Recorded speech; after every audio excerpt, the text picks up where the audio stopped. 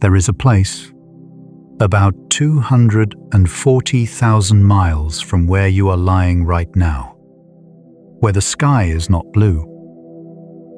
It is not any color at all. It is just black, the way a held breath is not quite silence. And in that place, in that absolute and permanent dark, there is a rock the size of a continent that has been sitting in the same general neighborhood as the Earth for about 4.5 billion years. It is the Moon. You know it already. You have watched it from windows. You have seen it sit above rooftops and rest on the surface of water and hang low and orange over the edge of the world like it is thinking about something. But you may not know that a few days ago, 4 human beings flew to it. Not just toward it, not past it on their way somewhere else. They went to the Moon. They curved around it. They looked at its surface from 60 miles above, which is close enough to see craters the size of cities, close enough to feel something in the body that language has not quite caught up to yet. And then they came home. That is the whole story, in one way. 4 people left. 4 people returned.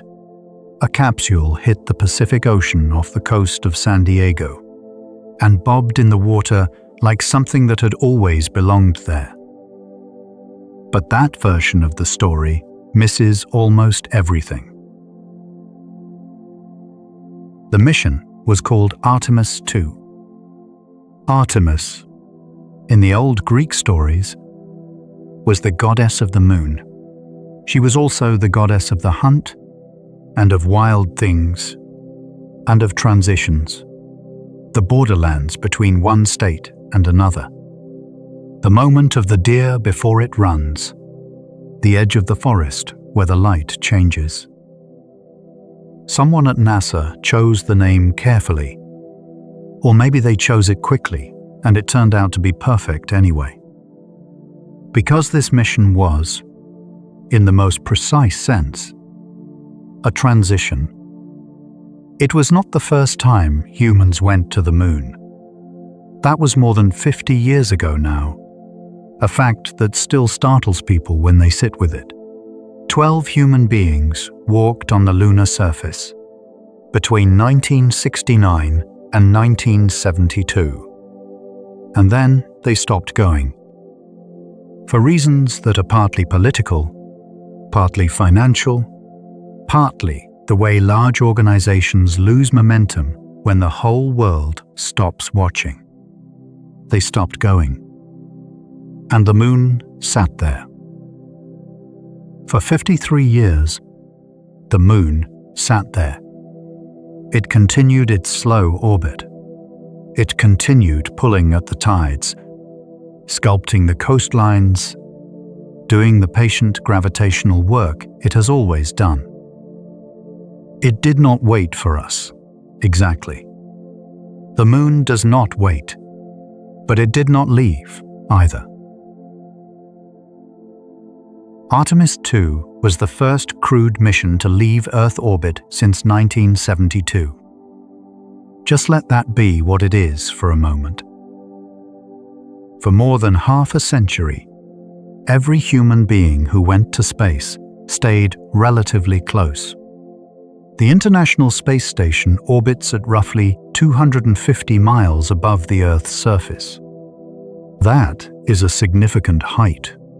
That is above the atmosphere, above the weather, well above the point where the sky runs out of air to be sky.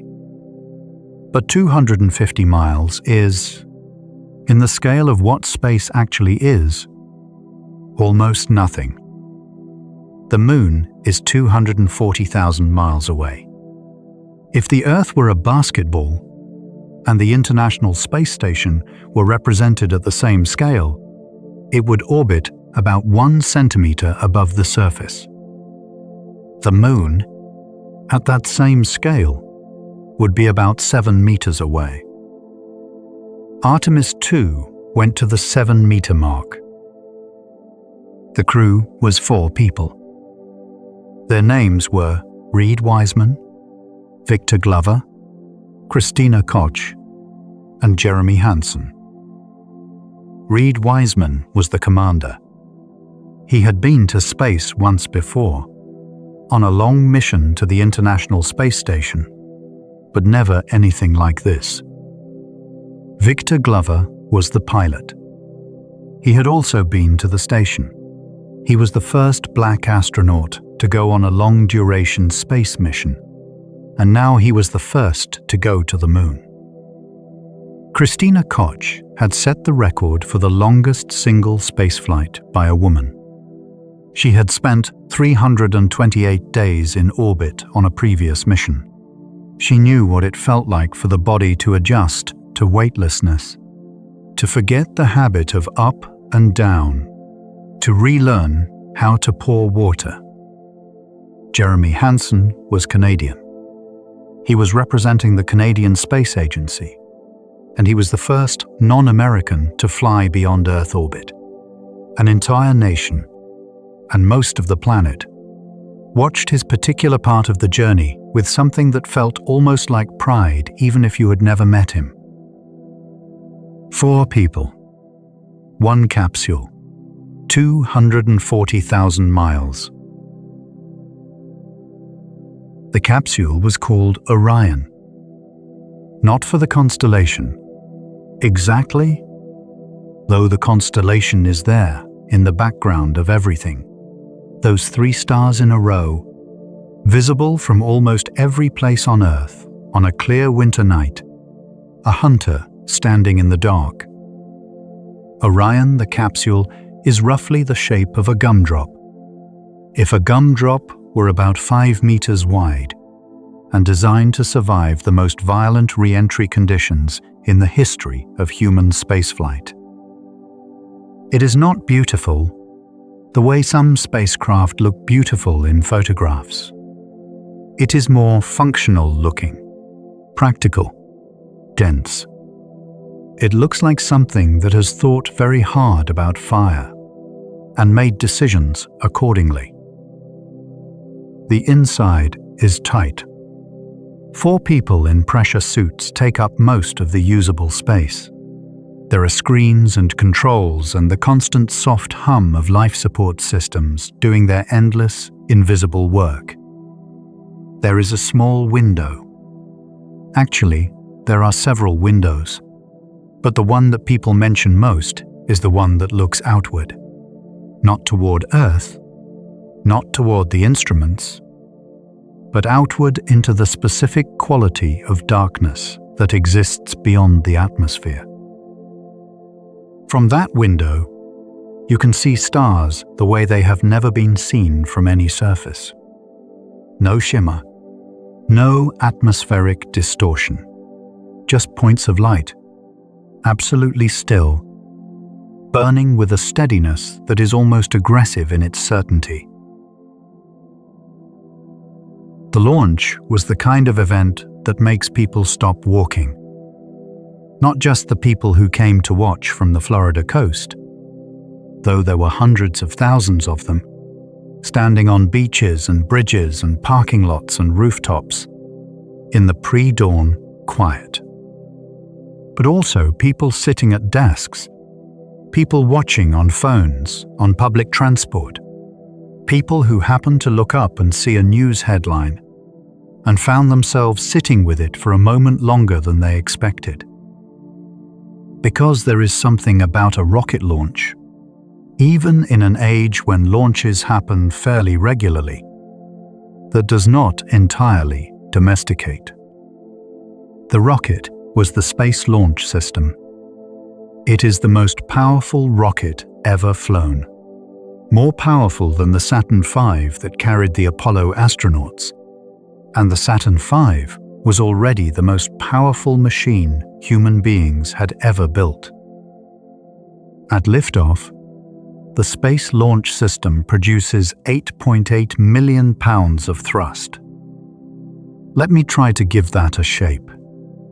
A Boeing 747, one of the largest passenger aircraft in the world, produces about 250,000 pounds of thrust at takeoff.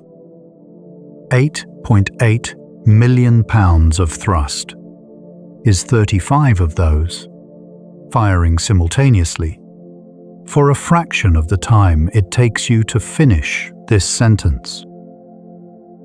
The ground shakes. Not just where the rocket is. Miles away, the ground shakes. Car alarms go off on the coast. Birds leave their branches in large groups.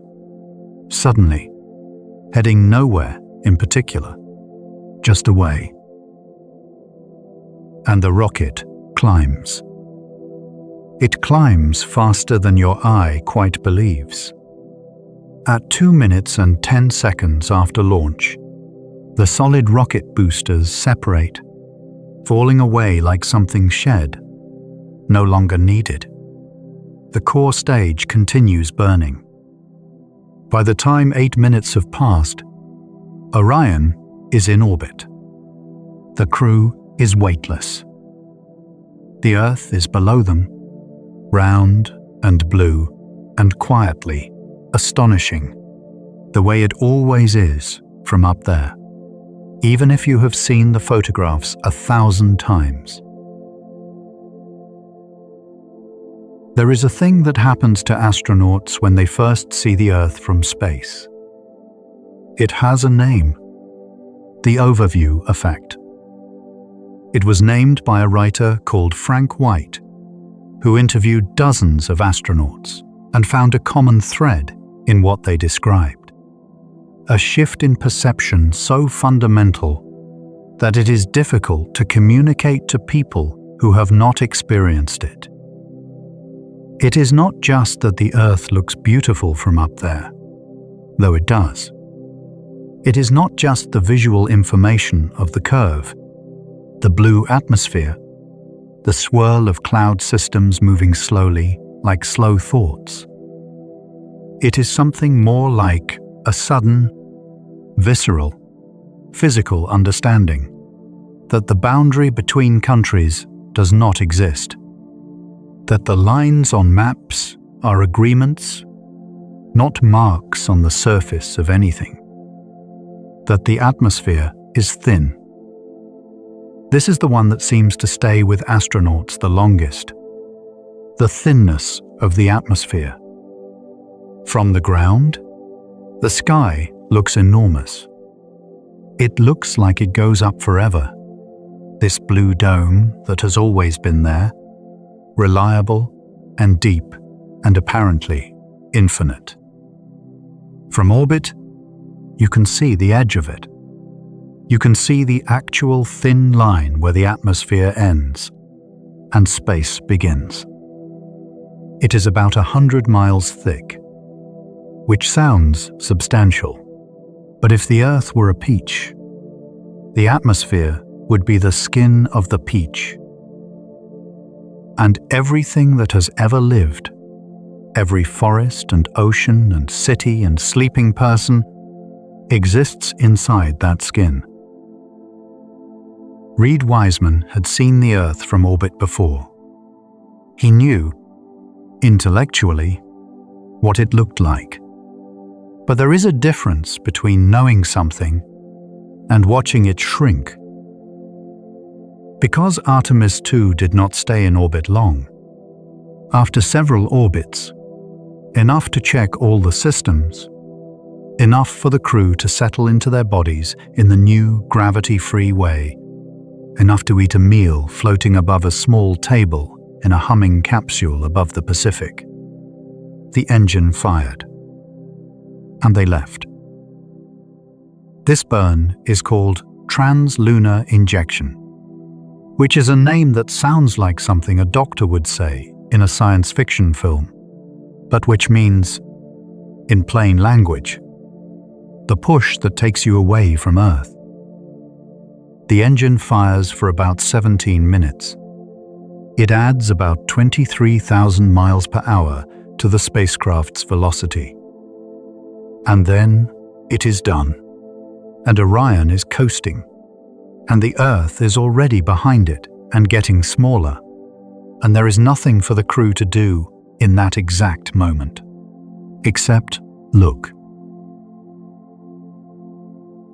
The journey to the moon takes about 3 days. 3 days is a long time to be inside a space the size of a small living room, with 3 other people, 250,000 miles from anyone else in the universe. There are things to do, systems to monitor, experiments to run, meals to prepare in the unusual way that space meals require, pouches with straws, foods designed to not produce crumbs that float into equipment. There are exercise routines, because the body in weightlessness begins immediately and efficiently dismantling muscle it has decided it no longer needs. The heart, which in normal gravity spends significant energy pushing blood upward against gravity's pull, suddenly has that job removed. It gets confused. It pumps more blood into the upper body than is comfortable. Astronauts' faces get puffy in the first days. They get headaches. They feel full in the head in a way that is hard to describe to someone who hasn't felt it. The spine expands. Without gravity compressing the discs between vertebrae, the spine lengthens. Astronauts become an inch or 2 taller in space. And their backs hurt, in the specific way that newly unfamiliar muscles hurt, when they are asked to hold a shape they were never designed for. Christina Koch knew all of this better than anyone. She had been weightless for almost a full year. She had learned how to sleep in space. The way you have to strap yourself down slightly so you don't drift. The way the darkness when you close your eyes is exactly the same darkness on the other side of the window. The way the hum of the spacecraft becomes, after a while, something like silence. She had also learned what she called the very specific longing for smell. Space stations are kept at a particular temperature and humidity. They are extremely clean in certain ways. But the human olfactory system, which is very old and very specific in what it wants, misses the smell of Earth. Actual Earth. The compound called geosmin, which is what gives soil its after-rain smell, which is produced by a bacteria called Streptomyces, which has been on this planet for hundreds of millions of years. That smell is what astronauts talk about wanting. Not particular foods, not music or films or television. The smell of wet ground. There is something very tender in that, if you think about it for a moment. The most technologically advanced humans in the history of the species, traveling in a vehicle worth billions of dollars, moving through the largest empty space ever traversed by their kind. And what they want is to smell the dirt. On the 3rd day, the moon gets big.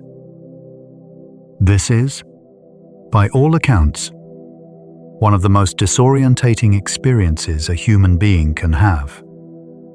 For 2.5 days, the moon has been a destination, a bright circle in the black, getting incrementally larger, measurable in angle, but not yet in mass, not yet something that feels like a place. And then, quite suddenly, it is a place. It fills the window. It has texture. It has weight.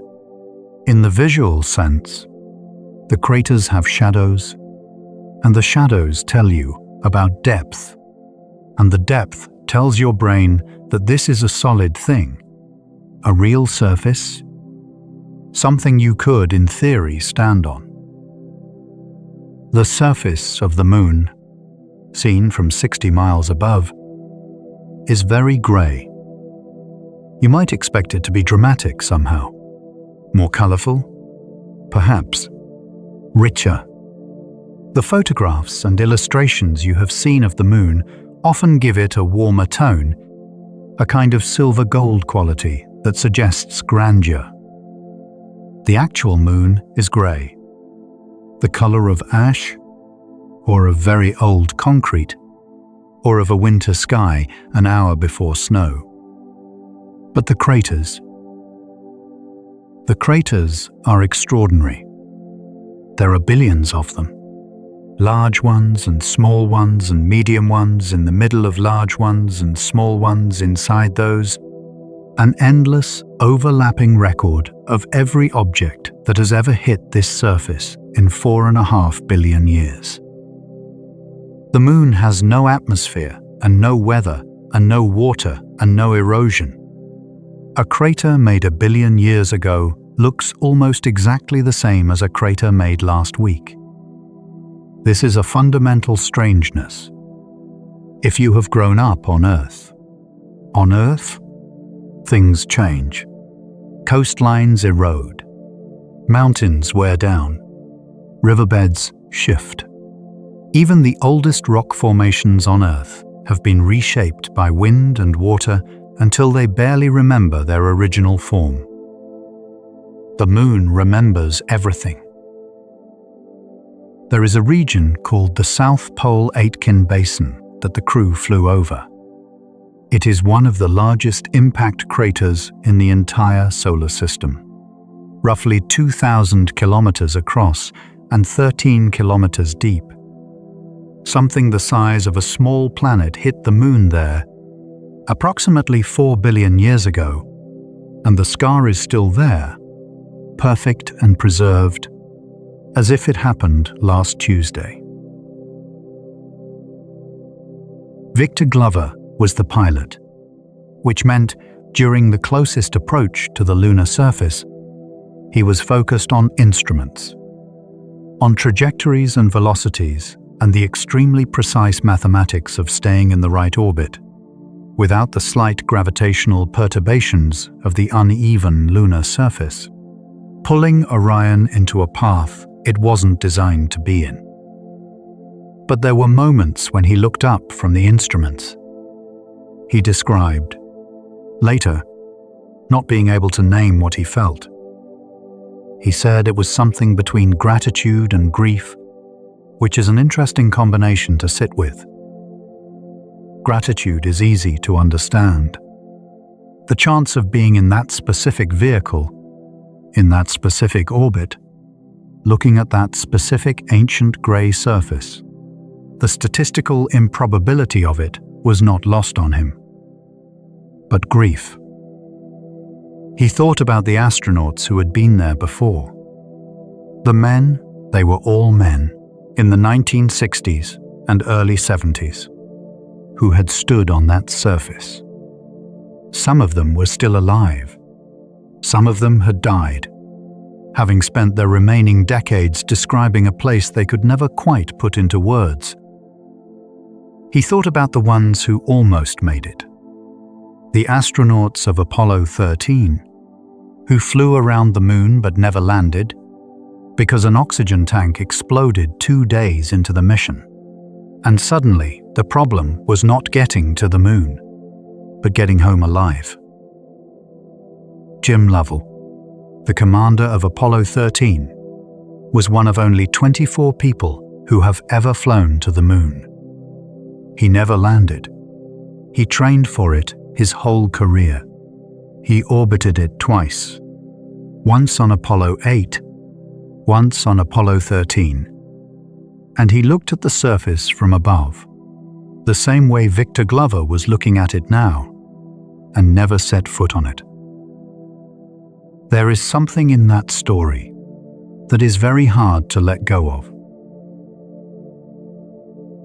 The far side of the moon is something else entirely. The moon is tidally locked to Earth. This means it rotates once on its own axis for every orbit it completes around Earth. A perfect synchrony that means one face always points toward us, and one face always points away. We have always, for all of human history, seen only the near side. The far side was unknown until 1959, when a Soviet spacecraft called Luna 3 flew around the moon and sent back blurry, beautiful, slightly haunting photographs of the other side of the thing that had watched over every human night since before there were humans to watch it. And it looked different. The near side of the moon, the face you see, has large dark regions called Maria, which is Latin for seas. They are not seas. They are ancient lava flows, vast plains of basalt that hardened billions of years ago when the moon was still geologically active. They give the near side its familiar pattern, the rough shape that some cultures see as a face, or a rabbit, or a woman with hair spread out behind her. The far side has almost no Maria. It is more uniformly cratered, more rugged. The crust is thicker there, and the scientists aren't entirely certain why.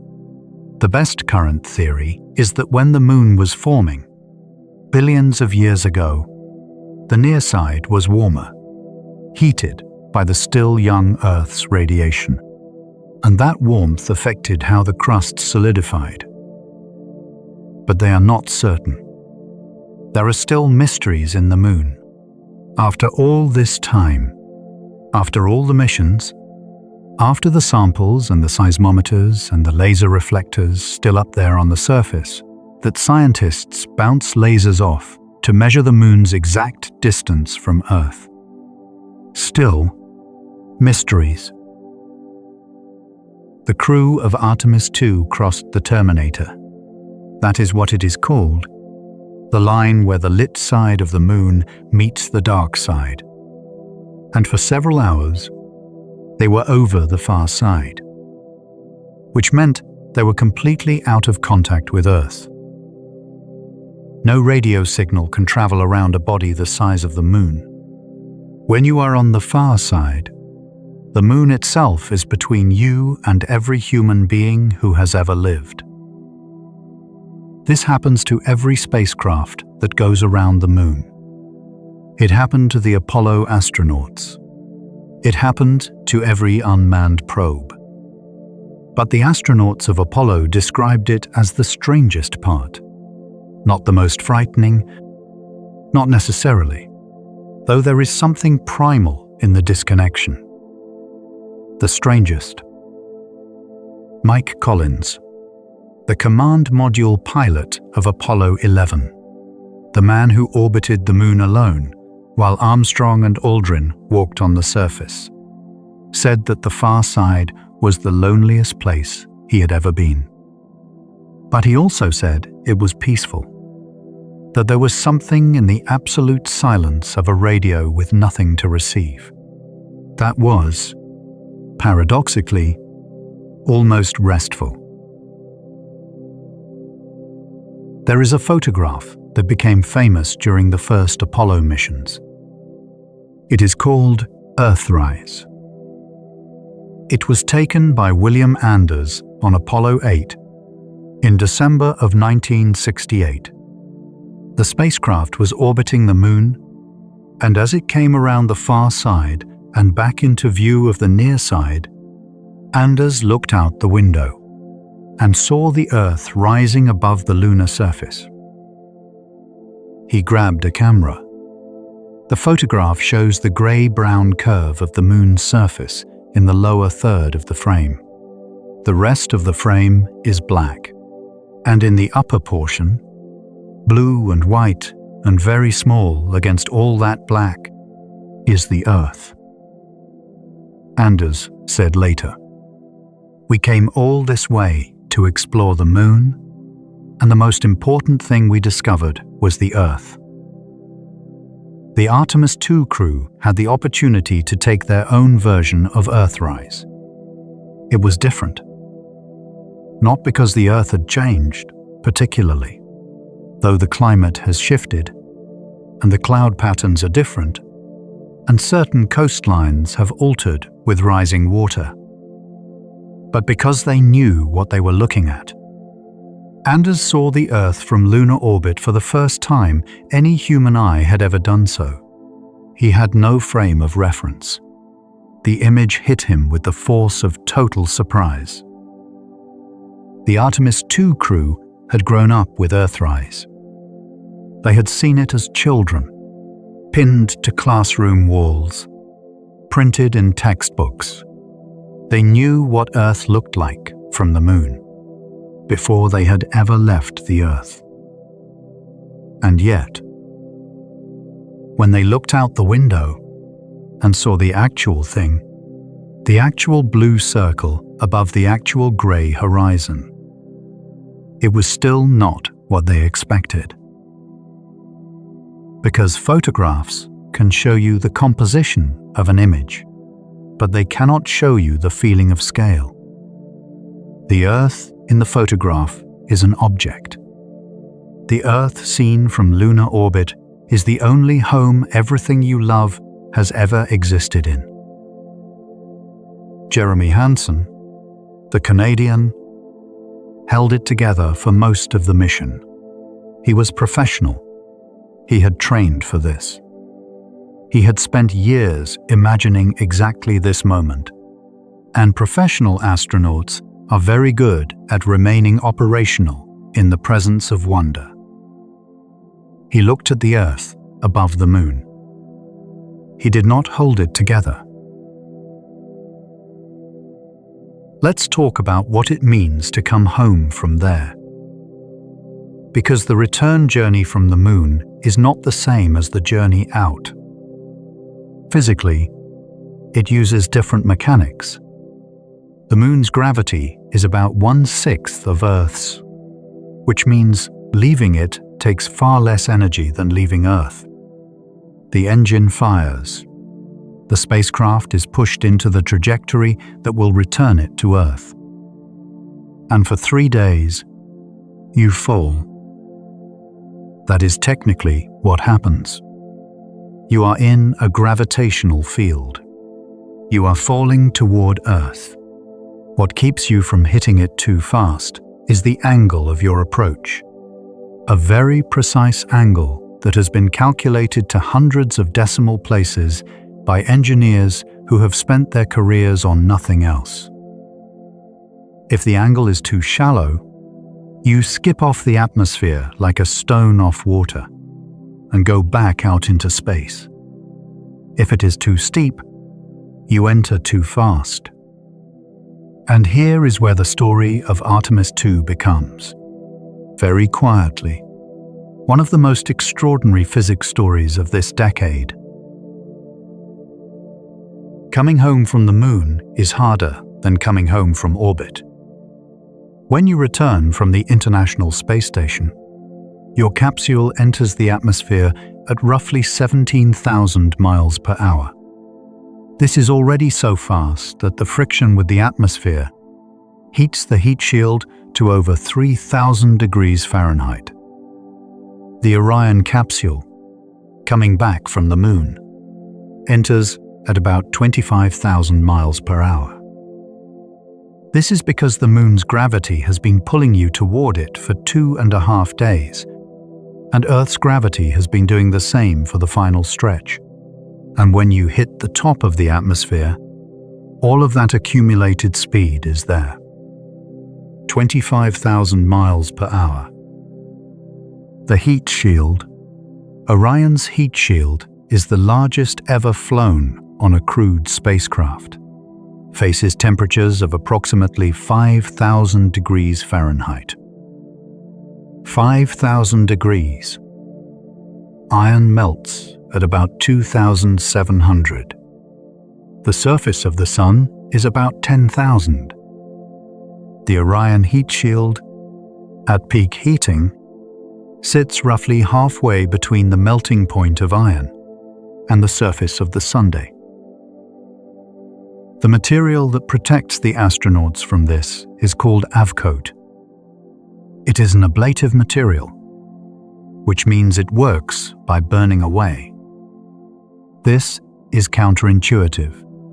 When you think of protection, you think of hardness, of resistance, of something that holds firm against what is coming for it. Avcoat does something different. It absorbs the heat by sacrificing itself.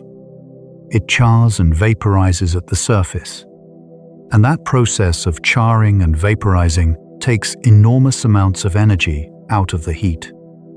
The energy that would otherwise pass through to the astronauts is instead consumed in the act of the material destroying itself. 4 centimeters of avcoat stand between the 4 astronauts, and 5,000 degrees. And during those minutes of maximum heating, the astronauts are inside the capsule.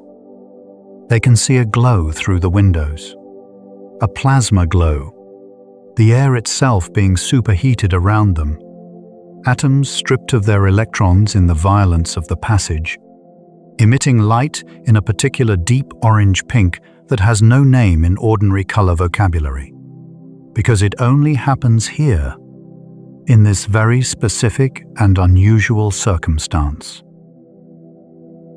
The ionized plasma that surrounds the capsule also blocks radio signals. So for several minutes, the crew is incommunicado again, not because of the moon this time, but because of fire. Mission Control in Houston waits. Everyone who is watching on screens around the world waits. And then the plasma burns away. The capsule slows to a speed where the radio signals can get through.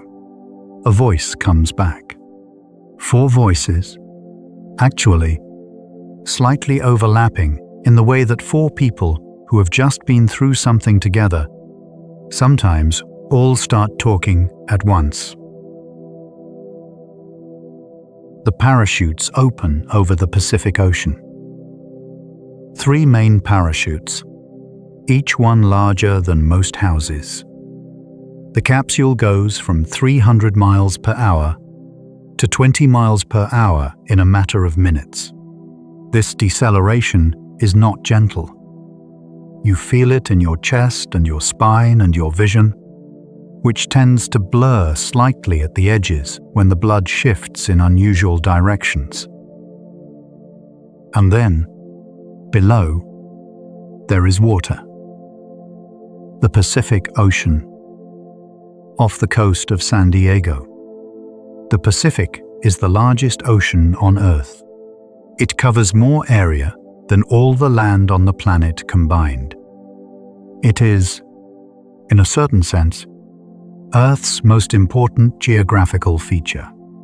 A body of water so large it affects the climate of every continent that borders it, moderates temperatures across half the planet, and contains an estimated 230,000 known species, with perhaps millions more unknown. The crew splashed into it and bobbed. Orion, which had been to the moon, which had survived 5,000 degrees of re-entry heat, which had traveled 500,000 miles round trip, rocked gently in the swell, orange and white, slightly charred at the edges, looking like exactly what it was, a thing that had been somewhere extraordinary and was now home. Recovery divers were in the water within minutes. There is a team of people whose entire professional specialty is pulling astronauts out of the ocean. They train in open water. They train in bad weather. They train in night conditions and high swells and all the situations the Pacific can arrange on short notice. The hatch of the capsule opened, and out came, well, 4 people who had been weightless for about 10 days, who had flown around the moon, who had looked at Earth from 250,000 miles away, who had watched Avcoat burn at temperatures between iron and the sun, who had heard the parachutes open with the specific sound of 3 buildings worth of fabric catching air, came out squinting in the Pacific sunlight, moving a little unsteadily because their bodies had forgotten how to weigh things again, looking slightly bewildered in the particular way of people who have just been somewhere that altered them, and are now being asked to sit in a rubber boat off the coast of California. Victor Glover sat in the recovery craft and looked at the sky. The sky, which he now knew was thin, which he now knew had an edge, which he now knew was not a dome above him, but a thin skin around a rock. And beyond that skin, a few days of coasting away, was a grey world covered in craters that remembered everything that had ever hit it. There is a question that does not get asked very often, but which seems relevant here. What is it for? All of this?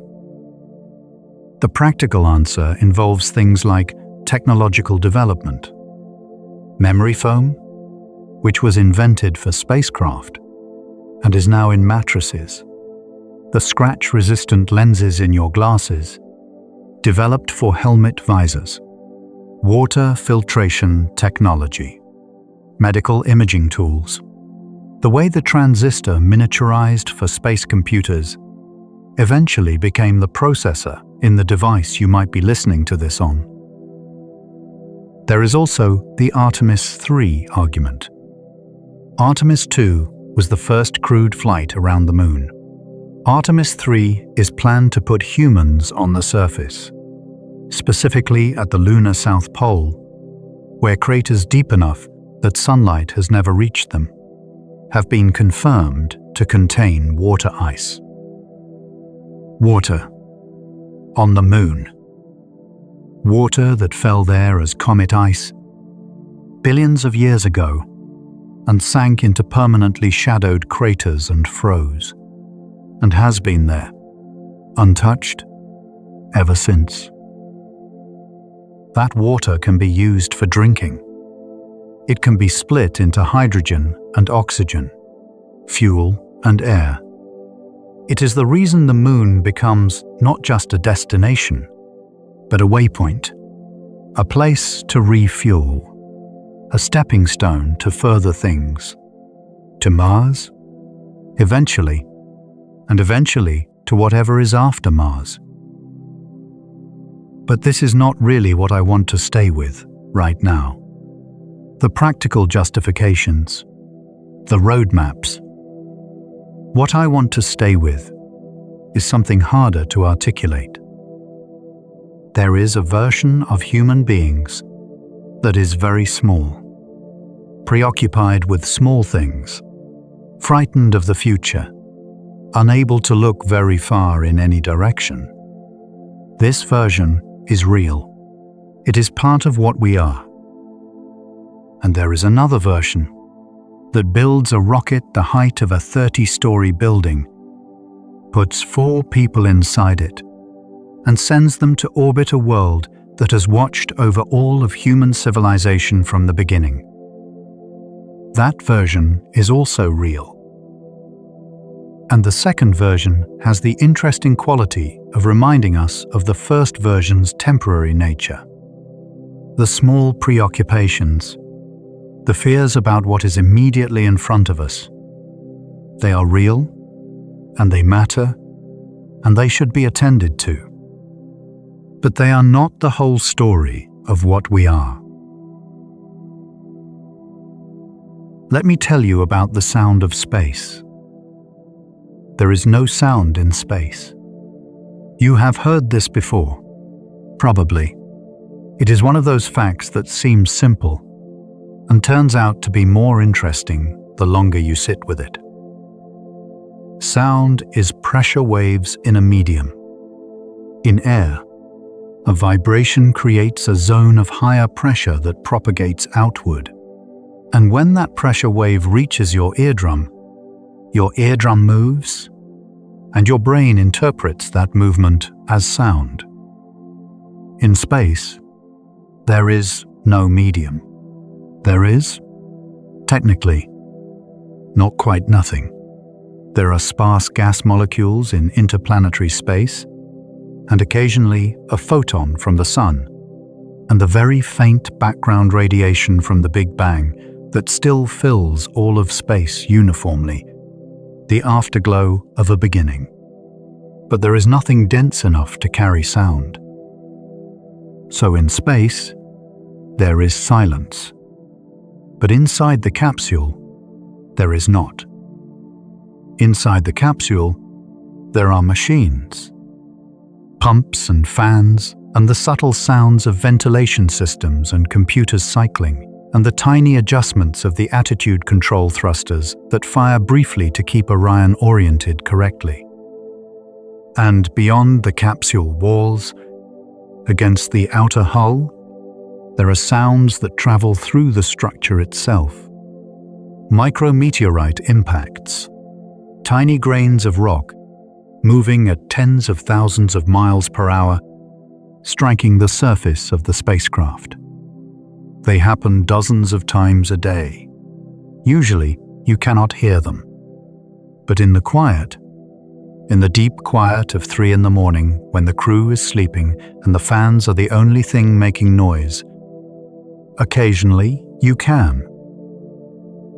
A small tap, like someone very gently knocking on a door. The universe, making contact. Christina Koch spent 328 days in orbit. I keep coming back to this number. 328 days is almost a year. It is long enough to watch a full cycle of seasons from above.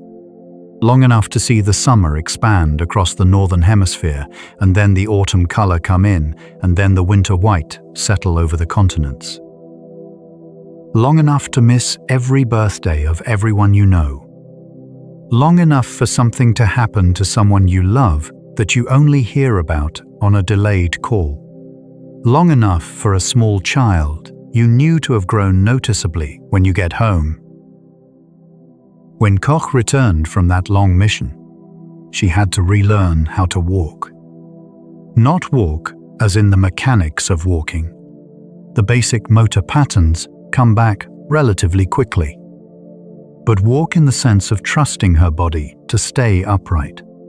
Her vestibular system, the intricate fluid-filled structures of the inner ear that tell you where up is and whether you are moving and what angle you are at relative to the ground, had spent almost a year without gravity's input, and it had quietly, efficiently, stopped weighting that input very heavily.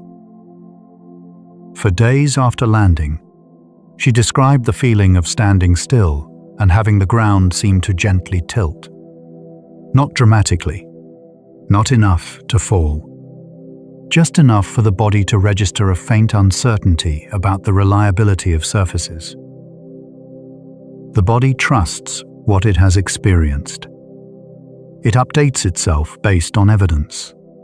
It had experienced a year without gravity, and so it had recalibrated. And then it had to recalibrate again. This is, in some ways, a very good description of what the Artemis program asks of everyone involved. A recalibration of expectations. A renegotiation with what is possible. A willingness to update. The moon is receding from us. Very slowly. About 4 centimeters per year. The gravitational interaction between Earth and the moon is gradually transferring energy. Earth's rotation slows. The moon's orbit expands. The moon is moving away from Earth at roughly the rate your fingernails grow. In a few billion years, the moon will be distant enough that it no longer perfectly covers the sun during solar eclipses. The corona of the sun, its outer atmosphere, which is invisible from Earth except during a total eclipse, will stop being fully revealed. The precise, extraordinary, almost suspiciously perfect coincidence of the sun being 400 times larger than the moon, and the moon being 400 times closer than the sun, which makes them appear exactly the same size from Earth's surface, will end. We happen to live in the geological moment when this coincidence holds. We are unlikely to be here when it ends, but the knowledge that it will end gives the coincidence a slight quality of preciousness. We are here for the eclipse era.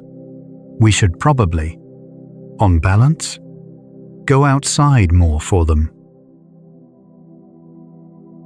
Let me tell you what is strange about standing on the moon. Nobody from Artemis 2 stood on it. This mission was a flyby. The boots on the surface moment comes next, with Artemis 3. But we know from the 12 people who have done it what it is like, and several of them have written about it or spoken about it at length, and there are a few things they consistently mention. The silence. Not the silence of space. You are in a suit. You hear your own breathing. You hear the life support hum. But the silence of the surface. No wind. No sound of anything moving. No bird song. No distant traffic. No rustle of anything biological. Humans have never, in their entire evolutionary history, been in a place that was genuinely this quiet. Even the quietest place on Earth has something. The soil breathes. Something lives in it. Even in deserts, even on Antarctica's ice plains, the wind moves. On the moon, nothing moves. The dust that was disturbed by the boot of the last person to stand there in 1972 is still sitting in exactly the same configuration, waiting. The footprints of Apollo are still on the moon. Not metaphorically, physically. 12 sets of boot prints in the fine grey regolith. Tire tracks from the lunar rover. Equipment left behind. A plaque. A feather and a hammer, dropped simultaneously by David Scott during Apollo 15 to demonstrate that Galileo was right about objects falling at the same rate regardless of mass. They are all still there. The moon keeps everything. The moon also does something interesting to the human body, even from 250,000 miles away. You probably know about the tides. The moon's gravitational pull stretches Earth's oceans into a slight bulge on the side facing the moon, and another bulge on the opposite side.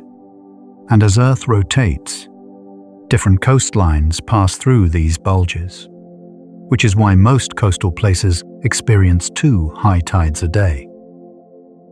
But the tidal force is not limited to oceans. The same force acts on the atmosphere. There are atmospheric tides, subtle pressure changes that track the moon's position, and it acts on the land.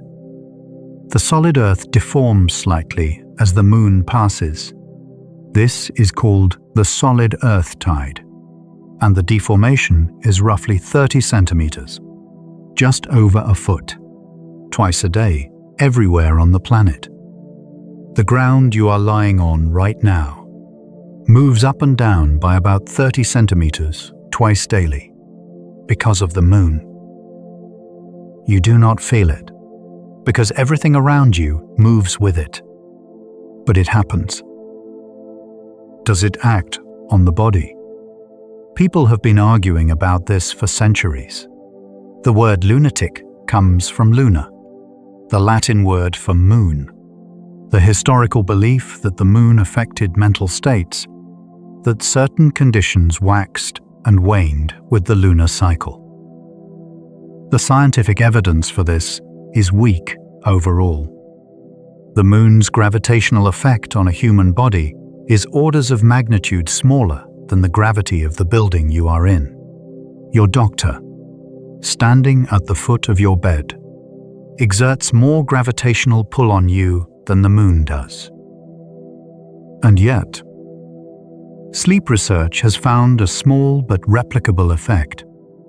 Studies in which people sleep without knowing what phase the moon is in have found that people take slightly longer to fall asleep around the full moon and sleep slightly less deeply.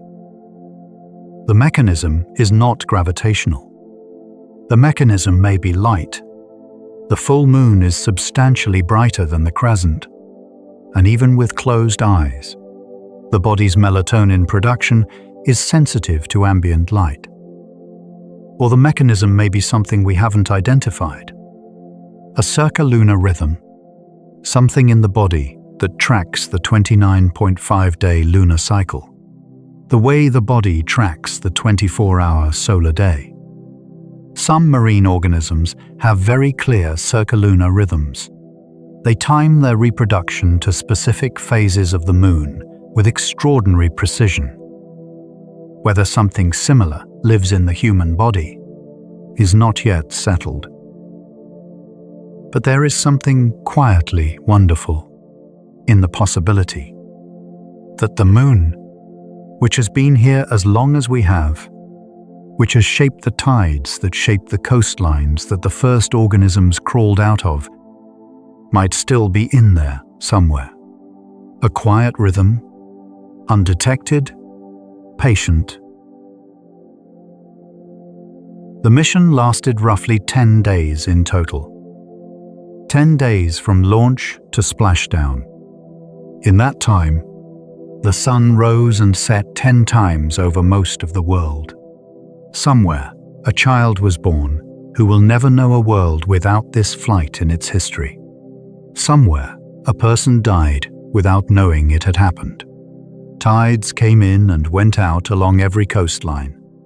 Trees moved air through their leaves and turned carbon into wood and kept doing the patient work they have always done. And 4 people flew around the moon. These things happened at the same time. They exist in the same universe simultaneously. The extraordinary and the ordinary in constant, unremarkable parallel. The crew spent about a week in medical evaluation after splashdown. Not because anything went wrong, because this is what you do after 10 days in space. You test the bones, which have lost density in weightlessness. You test the eyes, which have likely shifted slightly. The elevated intracranial pressure from fluid shifts causes the eyeball to flatten very slightly, changing its focal length, altering vision in ways that usually resolve but sometimes don't entirely. Astronauts who have been on long-duration missions sometimes come home needing different prescription glasses than when they left. Their eyes were reshaped by the experience. The muscle tissue needs time to rebuild. The cardiovascular system needs to relearn how hard to work against gravity. The immune system, which behaves unusually in space, not entirely understood why, needs to recalibrate. And the mind needs time in a different way. There are no protocols for the mind. Exactly. No checklist item that says, integrate the experience of having seen the Earth from the moon. Allow adequate time to process the overview effect. Note any persistent alterations in perspective regarding the scale of human concerns. But astronauts consistently report that some version of this integration is necessary. That coming back from space, particularly from somewhere as distant as the Moon, is not the same as coming back from any other kind of travel. Edgar Mitchell, who walked on the Moon during Apollo 14, had what he described as a sudden, overwhelming sense of unity, a feeling that the universe was not a collection of separate things, but a single interconnected process, and that he understood this not intellectually, but directly, in the body, the way you understand that fire is hot. He spent the rest of his life trying to investigate that experience scientifically. He founded an institute for the study of consciousness. He became, to the discomfort of some of his former NASA colleagues, quite willing to say things that were hard to square with rigorous materialism. Whether he was onto something, or whether the experience was the product of extreme physical stress and oxygen regulation, and the particular way the human nervous system responds to overwhelming novelty, that is not settled. But the experience was real, whatever it was. The Moon is 4.5 billion years old. The current best theory of its formation, the giant impact hypothesis, says that very early in the solar system's history, when Earth was still young and still being bombarded by debris, a planet roughly the size of Mars struck the proto-Earth at an angle. Not head-on, at an angle, like a car entering a freeway from a ramp, not coming straight at the cars already there. The collision was not entirely destructive. The impacting body, scientists have given it a name, Theia, merged with the proto-Earth to form what we now have, while a vast cloud of debris was thrown into orbit. That debris coalesced, under its own gravity, over millions of years, into the Moon. What this means is that the Moon is made of Earth. Substantially, the Moon's composition closely matches Earth's mantle. The isotopic ratios, the specific fingerprint of what the atoms are remarkably similar. We are looking, when we look at the Moon, at a piece of ourselves. And without the Moon, the Earth would be a different place entirely. The Moon stabilizes Earth's axial tilt. Earth's axis is tilted at about 23.5 degrees, which is why we have seasons. Without the Moon's stabilizing gravitational influence, that tilt would wander dramatically over geological timescales, potentially tilting Earth nearly onto its side, the way Uranus is tilted, producing climate patterns that would make complex life as we know it very difficult to sustain. The Moon made the seasons stable. The stable seasons made agriculture possible. Agriculture made cities possible. Cities made writing and science and music and hospitals and telescopes and rockets and the 4 people who just flew around the Moon possible.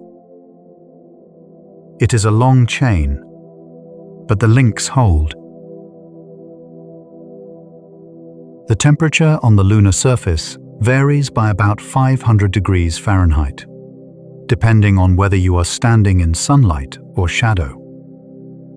In direct sunlight, the surface reaches about 250 degrees Fahrenheit, hot enough to boil water, hot enough that a person standing in it without a suit would experience significant thermal effects within seconds.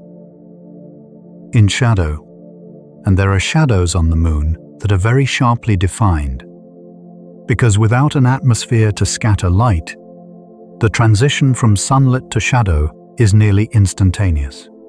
The edge of a crater wall or a boulder, creating a geometric line of darkness, rather than the gradual gradient of shade you get on Earth.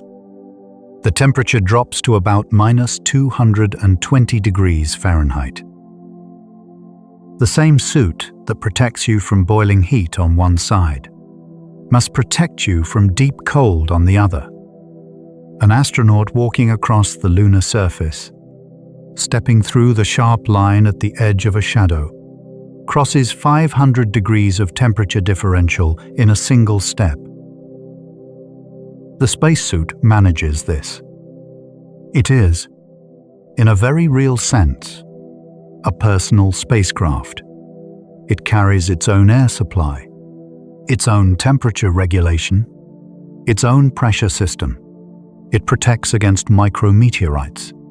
It communicates with mission control.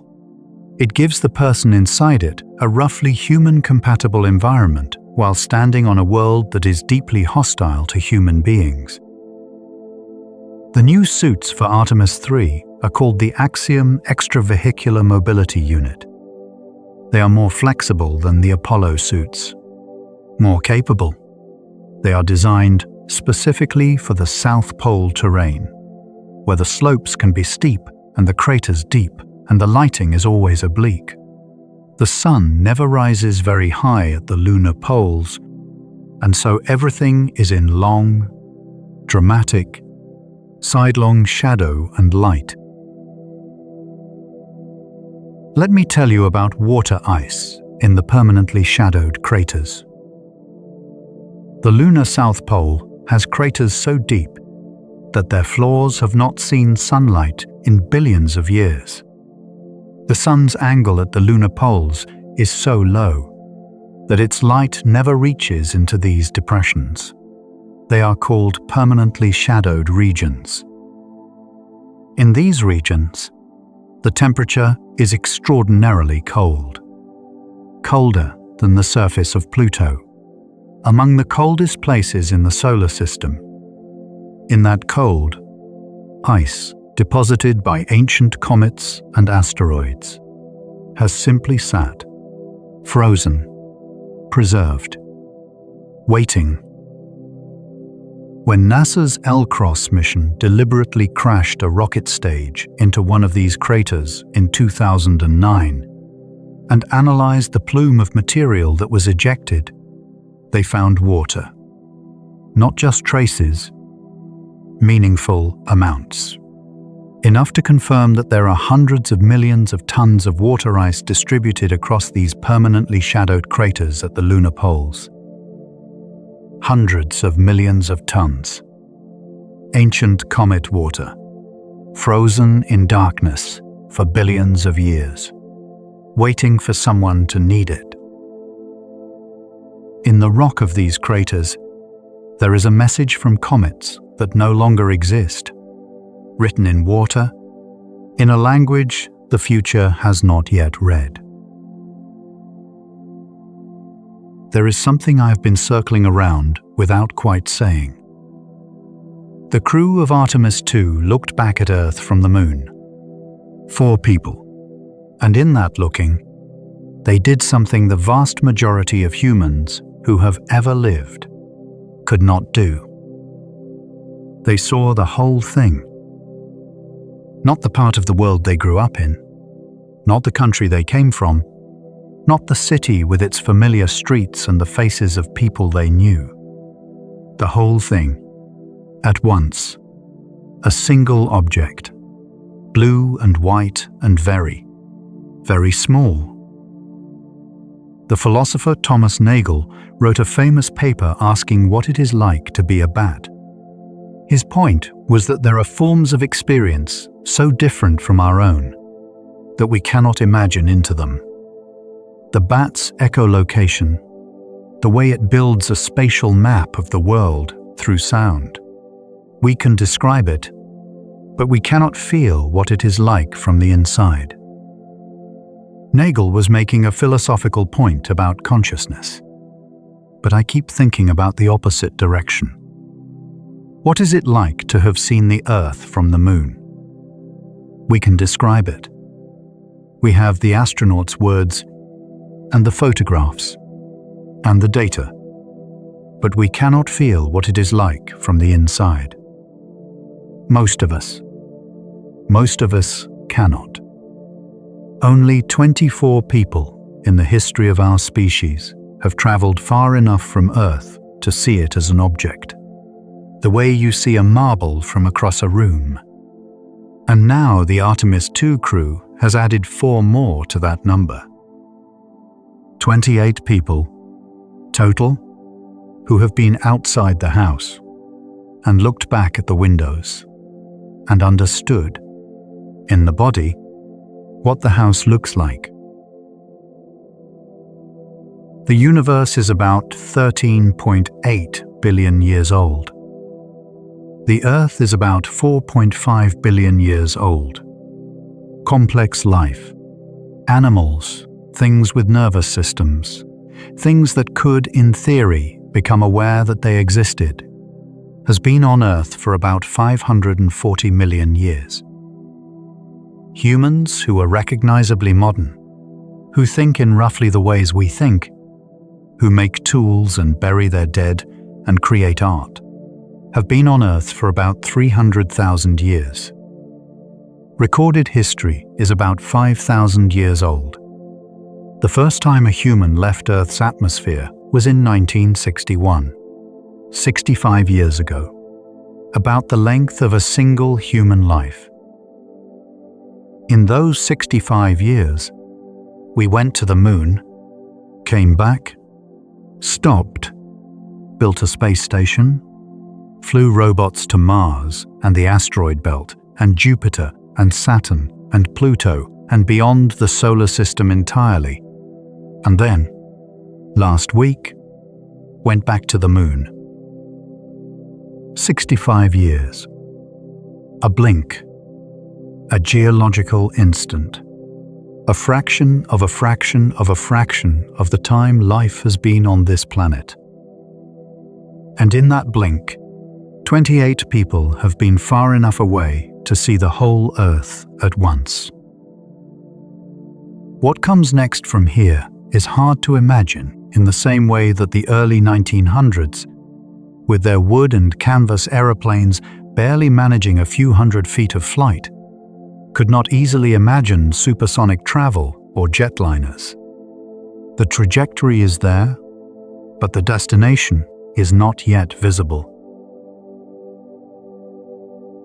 When I think about the Artemis II crew in the hours after splashdown, what I imagine is this. Reed Wiseman, sitting in the medical facility in San Diego, looking out the window at a parking lot. Trees along the edge of the parking lot. A bird in one of the trees.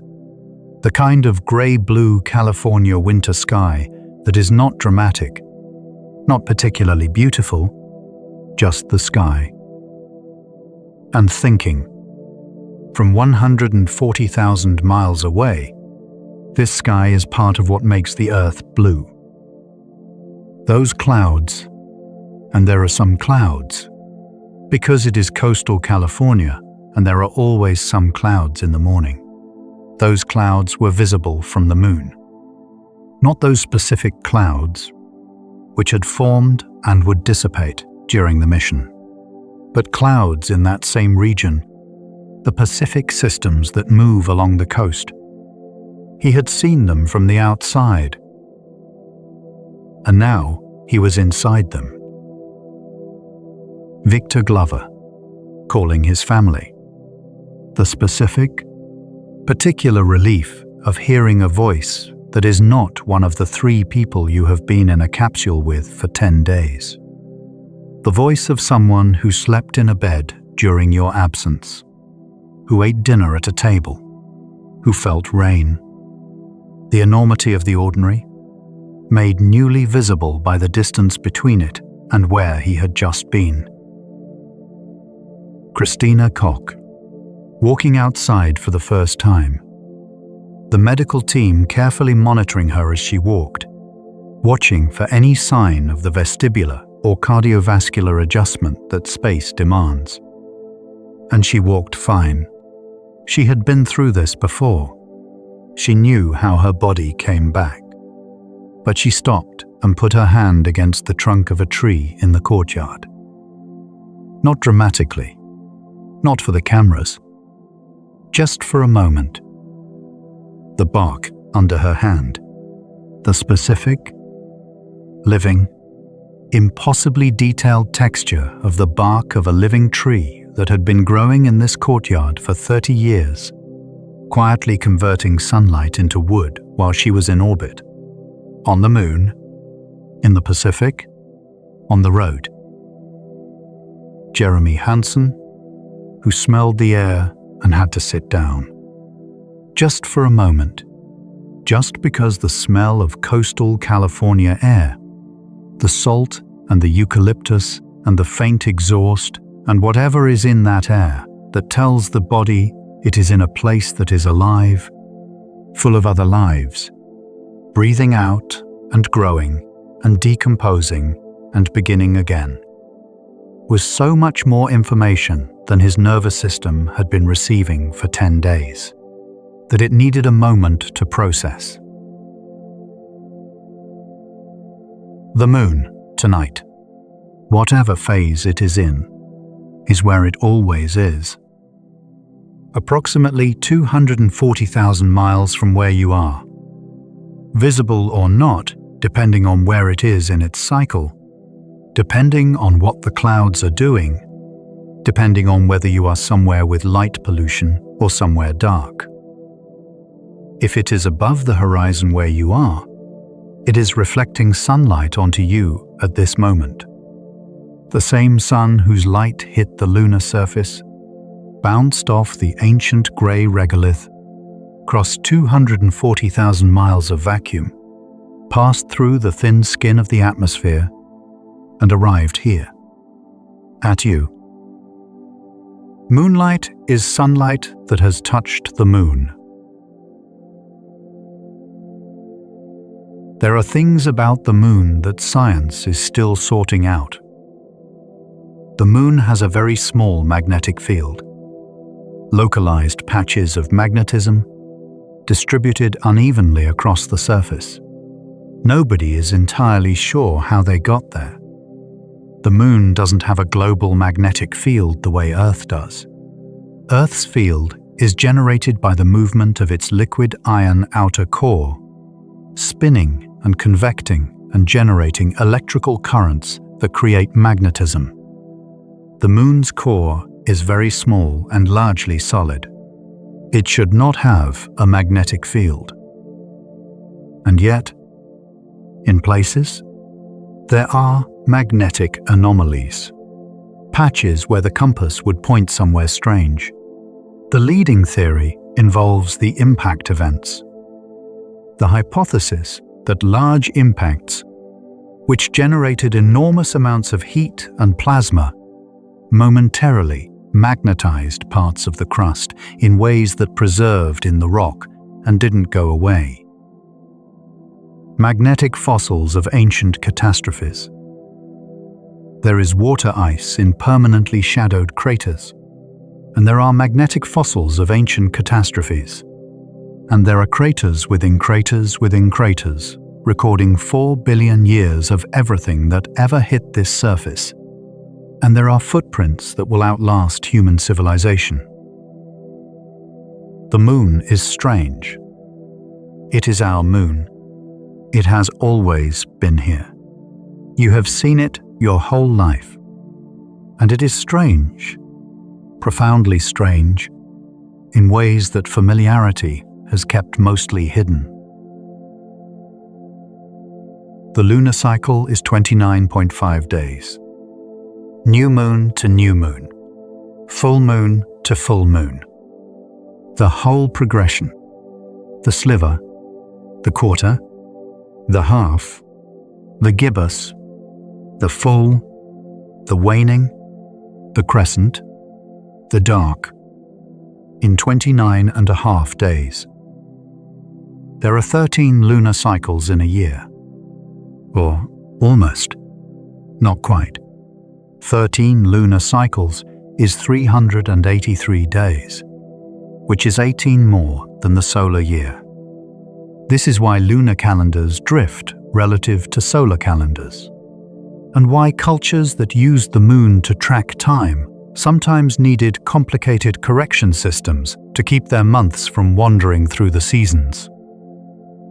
The Jewish calendar and the Islamic calendar are both lunar in origin. They handle the drift differently.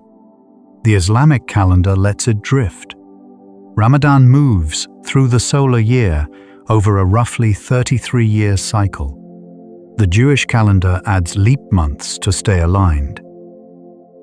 The month itself, the word month, comes from moon. In most Indo-European languages, the words for moon and month share a root. The moon was the first clock, the first calendar, the first tool for keeping track of time long enough to plan for seasons, to coordinate planting, to know how far away winter was. We built civilization on the moon's rhythm. And then, about 50 years ago, we visited it. And then we didn't for a long time. And now we are going back. If you held a grain of moon dust in your hand, and I am aware you cannot, and that this is a thought experiment, but if you held it, it would be sharp. Not like sand. Sand on a beach is rounded. Wind and water have been tumbling it for millennia, knocking off the edges, polishing it into smooth enough particles that it doesn't cut. Moon dust has never been tumbled. There is no wind or water to tumble it. It was created by meteorite impacts, which shatter rock violently, and the shattered particles keep their sharp edges forever. The Apollo astronauts tracked moon dust into the lunar module every time they came back from a moonwalk. They couldn't avoid it. It got on their suits, on their equipment, and once inside, into the air, into their sinuses. They described the smell of moon dust. Some said it smelled like gunpowder. Some said it smelled like burned charcoal. One said it smelled like the air after lightning. The specific, electric, slightly acrid smell of ozone. Nobody had smelled this before in history. Nobody had ever brought moon dust into a breathable environment before. These 12 men were the first to ever register the smell of the moon. The smell of lightning on the moon. Nobody knows quite why it smells that way.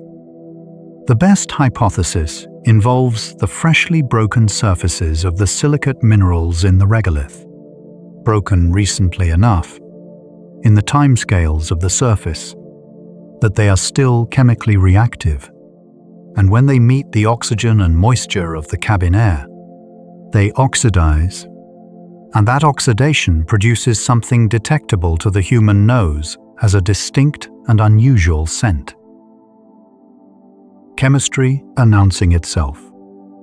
The moon finally meeting air for the first time in 4 billion years, reacting. The night that Neil Armstrong first stepped on the moon, July 20th, 1969. Roughly 600 million people watched on television. 600 million people. In 1969, the global population was about 3.6 billion. Roughly 1 in 6 people on Earth watched, in real time, as a human being stepped off a ladder and pressed a boot into the surface of another world. The transmission was not high quality. The images were blurry, ghostly, the contrast harsh. Armstrong was a white shape against a white landscape, moving in the slow, slightly bouncing way that 1/6 gravity produces, which looks a little like slow motion and a little like someone moving through shallow water and a little like nothing else. But the 600 million people watching understood what they were seeing. Many of them wept. This is documented. Journalists covering the event wrote about the people around them weeping. In living rooms and public spaces and sports bars that had set up televisions, people watched a fuzzy white shape move on a fuzzy grey surface and felt something so large they could not hold it in. What were they feeling? Something like pride. For many of them, something like awe. Something like the recognition of a threshold crossed. The awareness, almost physical in its quality, that the world had just divided into before this, and after this, and that everything from now on would be in the after. We are not the species that is stuck on one world.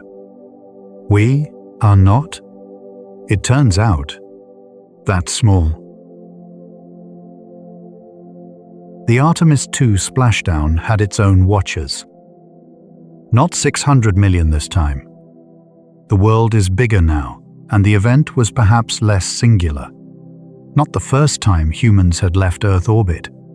Not the first time humans had been to the moon. The second first time, if that makes sense. But still, hundreds of millions of people followed it. Live streams on news channels and social media. Cameras in San Diego pointing at the sky. And then at the capsule under parachutes. And then at the orange shape rocking in the Pacific swell. And in a way, the fact that it was the second time rather than the first made the emotional quality different rather than lesser. The first time, there was shock. Pure, overwhelming, unprecedented shock. Nobody alive had context for it.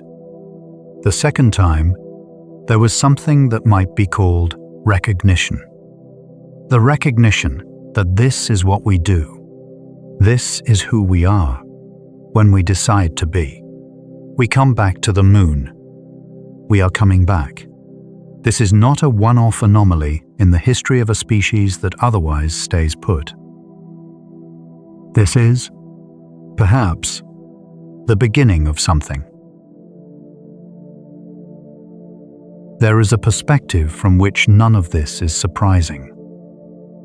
If you look at the whole arc of life on Earth, 540 million years of complex organisms finding their way into every available environment, moving from the ocean to the land to the air, filling niches that previously had nothing in them, colonizing deep-sea vents and high-altitude ice sheets and the interior of solid rock. Then what happened above the Pacific Ocean last week is just more of the same pattern. Life explores. It moves into available space. It diversifies. It finds a way. This is not optimism, exactly. It is observation. The history of life is the history of expansion into new domains.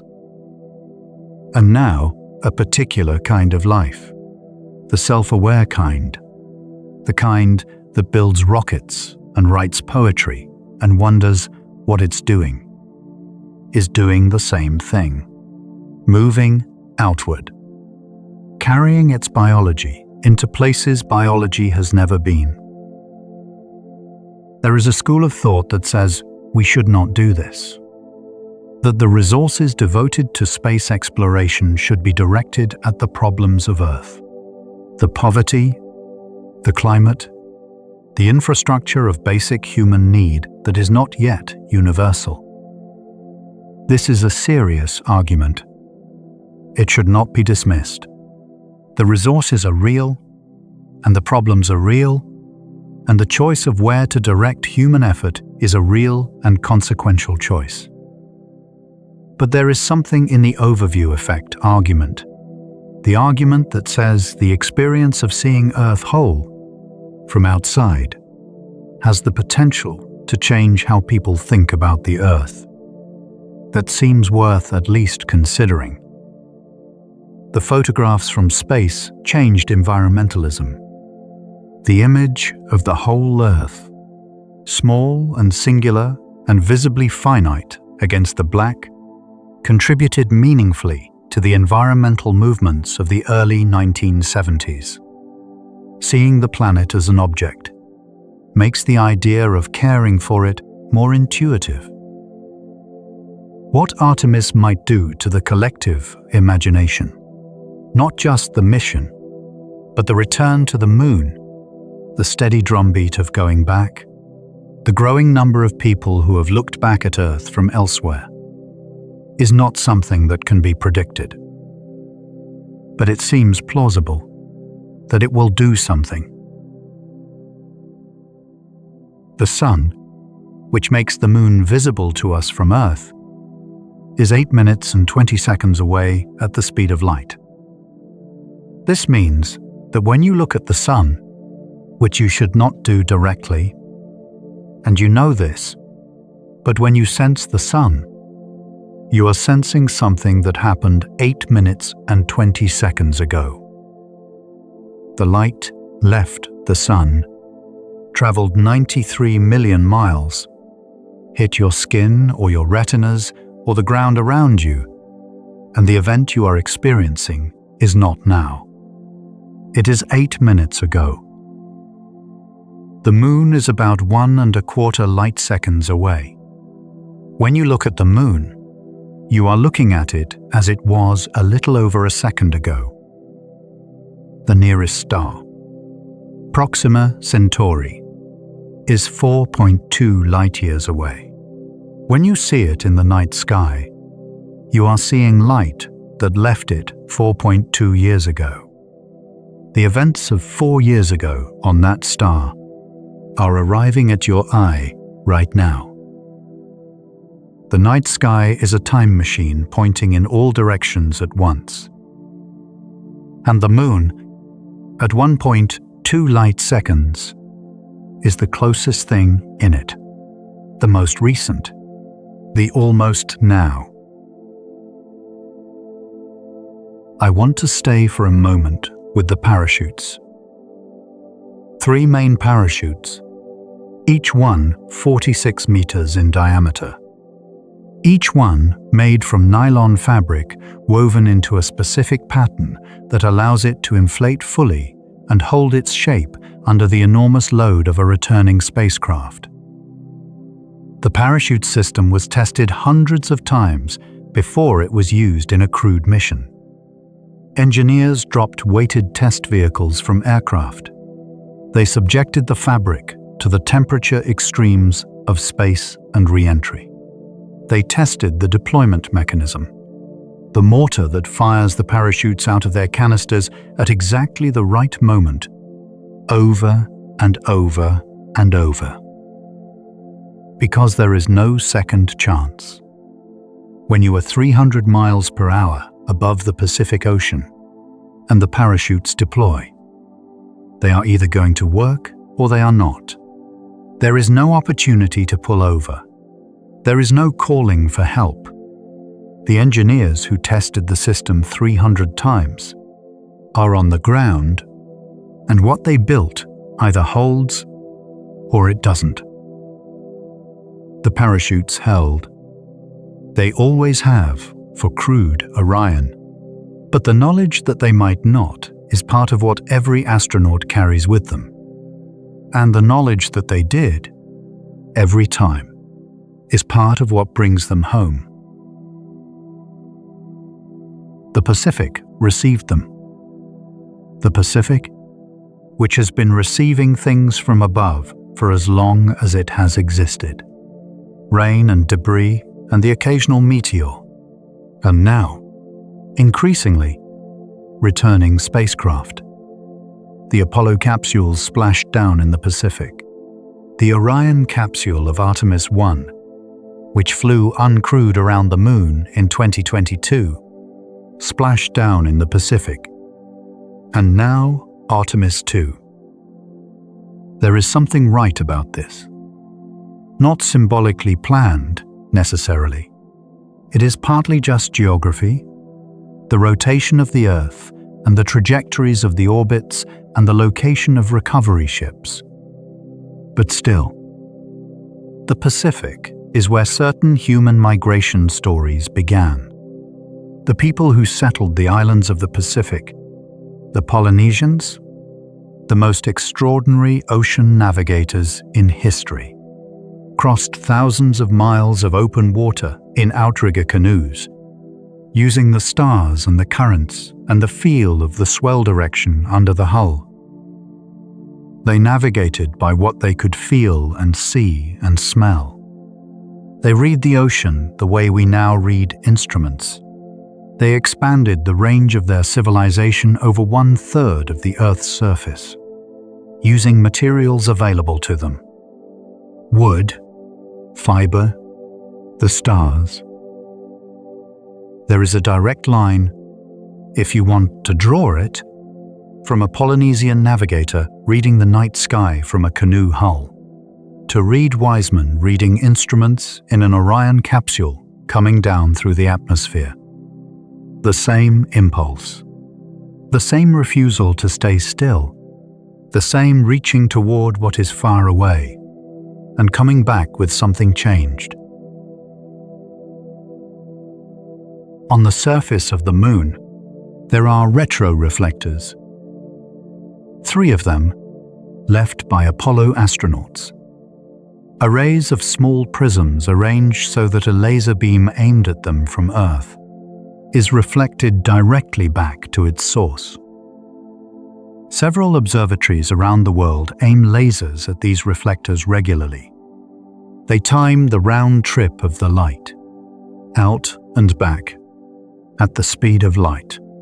And from that timing, they can calculate the distance to the Moon to within a few millimeters. A few millimeters. Over 240,000 miles. And they do this to measure the Moon's recession, the 4 centimeters per year by which it moves away from us, and to test Einstein's general relativity, which predicts exactly how the Moon should move in Earth's gravitational field, and to look for any deviation from the theory, any sign that our understanding of gravity is incomplete. The retroreflectors are still there, still working, still bouncing light from Earth back to Earth, across 240,000 miles, 50 years after the astronauts left them there. The Moon is still doing science for us, still participating, patient as it has always been. There is a quality to the Moon's gravity, that particular 1/6 of Earth's, that humans have found deeply strange since they first experienced it. 1/6 means you weigh 1/6 of what you weigh here. A person who weighs 150 pounds on Earth weighs 25 pounds on the Moon. The effort required to lift yourself is 1/6 of what it normally is.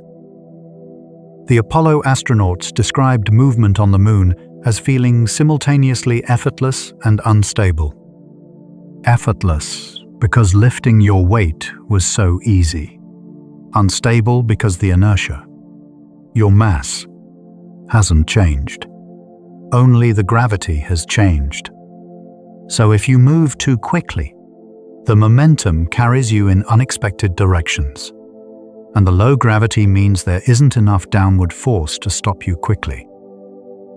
Walking too fast on the Moon tends to end in falling, in a bouncing, slow-motion fall that astronauts described as almost dreamlike, the sense of being unable to stop yourself, of tipping forward in slow motion, the ground approaching unhurriedly. Several Apollo astronauts fell.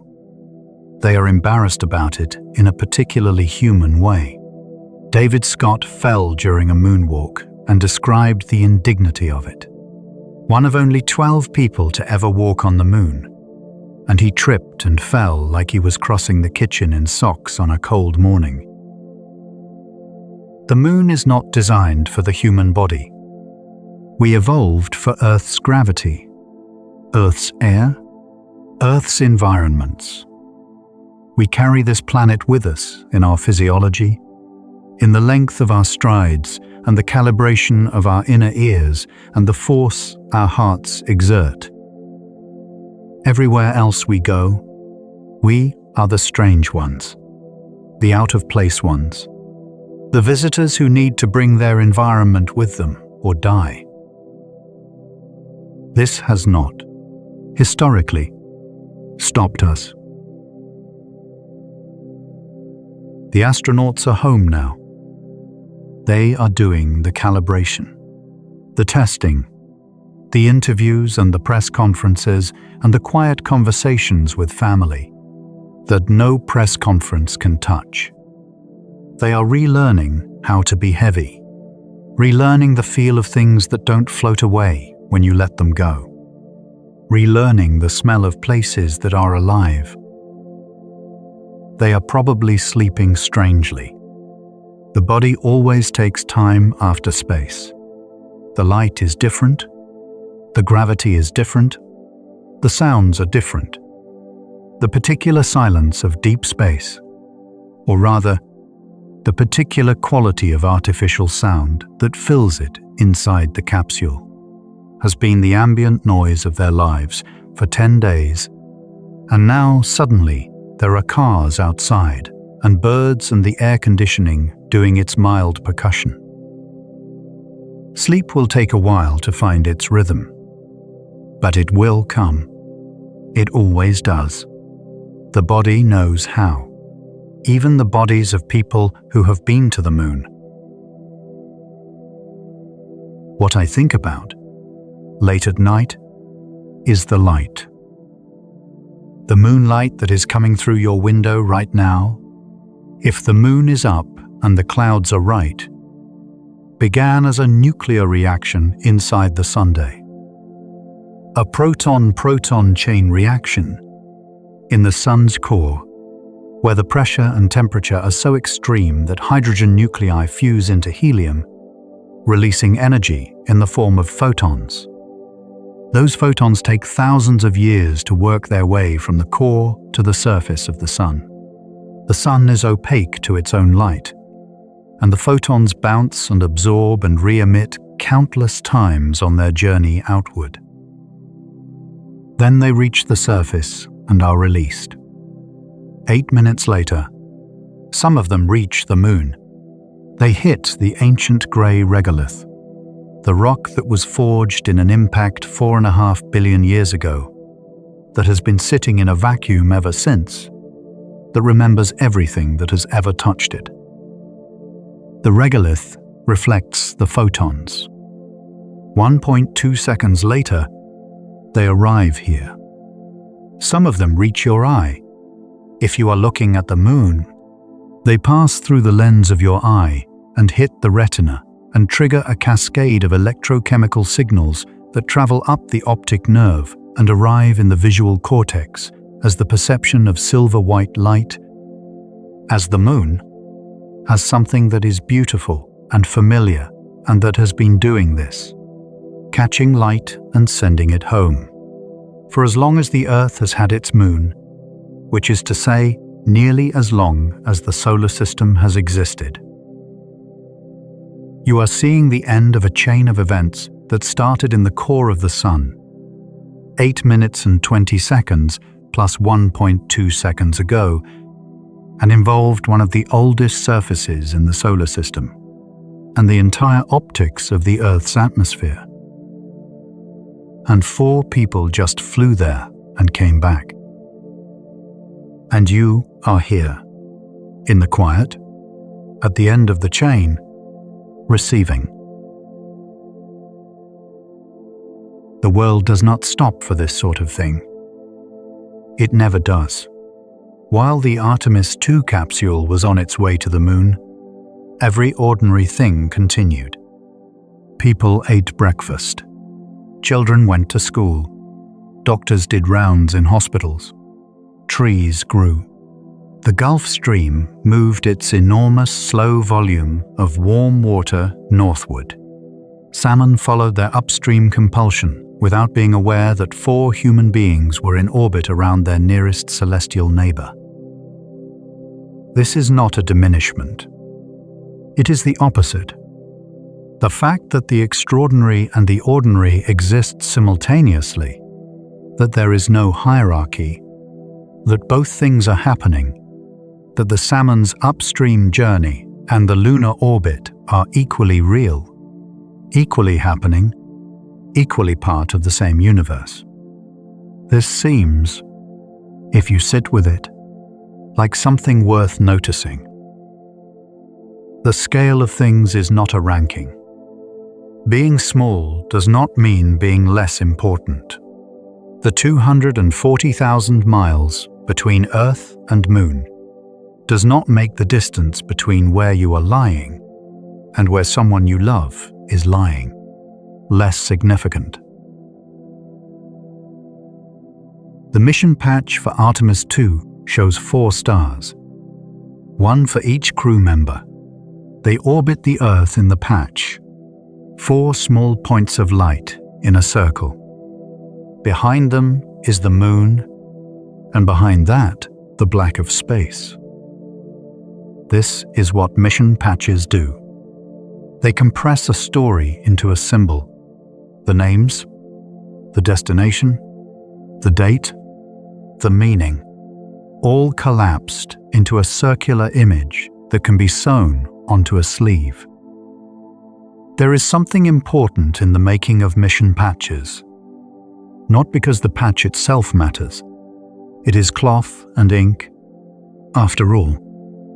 But because the act of making it says, this is worth commemorating. This is worth the effort of making a symbol. We are doing something that deserves to be remembered. Humans have been making marks to remember things for as long as they have been humans. Cave paintings, 30,000 years old. Petroglyphs on rock faces. The first written words. Every monument ever built. Every name carved into stone. Every photograph taken. The mission patch is in that line. A small circle of cloth, saying, we were here. We went there. These were our names. The Moon will be full in about 2 weeks, or waxing toward full, or waning away from it, somewhere in its endless 29.5-day cycle, which has not varied since well before there were eyes to see it. When it rises, it will look the same as it always does. Grey-white and heavy and ancient, the familiar patterns of Maria and Highlands, the same face it has always shown us. But somewhere on that surface, in the permanently shadowed craters at the South Pole, there is water that has been waiting for billions of years. And somewhere on the near-side plains, there are footprints in dust that has not moved since the last boot pressed into it in 1972. And there are retroreflectors bouncing laser light back toward us in the dark. It is not just a light in the sky. It is a place we have been. A place we are going back to.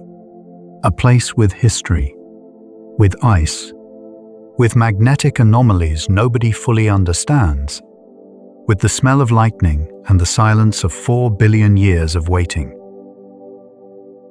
It is the Moon. You have always known it, and it has, in its patient way, always known you. Something I keep returning to. Jeremy Hansen. The Canadian. The first non-American to go beyond Earth orbit. He was born in 1976, which means he was born after Apollo 17, the last crewed lunar mission. He grew up in a world where humans had already been to the moon, and then stopped going. He grew up in the long pause. He became a fighter pilot, then an astronaut. He waited years for a mission assignment. Most astronauts wait years. The competition is extraordinary. The missions rare, relative to the number of people qualified. You train and train and train for something that may not come for a decade. And then it came. Not a mission to the space station, not a routine logistics flight. The moon. He said, in one of the press conferences after return, that the thing he thought about most while looking at the Earth from the moon was that the entire history of every war ever fought was on that blue disk. Every battle, every siege, every army, every fleet. The First World War, the Second.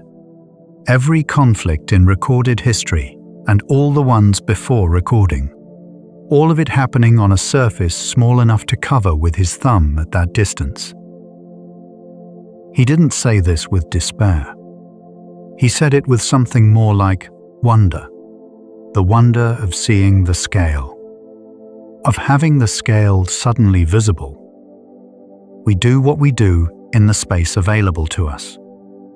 And the space available to us is, it turns out, much larger than the boundaries we have historically treated as absolute.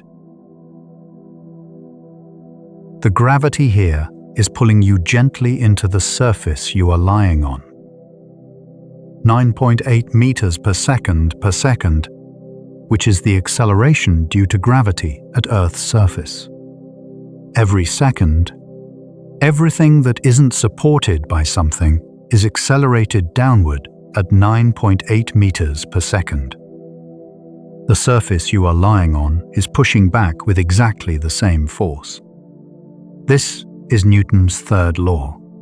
The ground is not passively receiving you. It is actively pushing back, atom by atom. The electromagnetic forces of atomic bonds resisting compression, the accumulated effect of all those tiny resistances adding up to the feeling of something solid beneath you. You are held. The Earth is holding you, not metaphorically, physically, with gravity and electromagnetic force and the accumulated weight of billions of years of the planet being the particular planet it is. The crew of Artemis 2, for 10 days, experienced what it is to not be held this way, to float, to drift, to have to strap yourself down to sleep, to anchor your food, to push against walls to move. And now they are back, heavy again, held again, the ground resisting them, the extraordinary, taken for granted, completely reliable gift of Earth's gravity pulling them in and keeping them here. There is a kind of thinking that only happens in the night. Not night as a metaphor.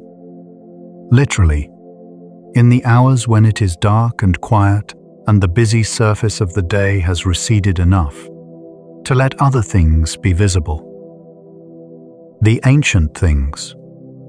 The things that have been here since before us and will be here after.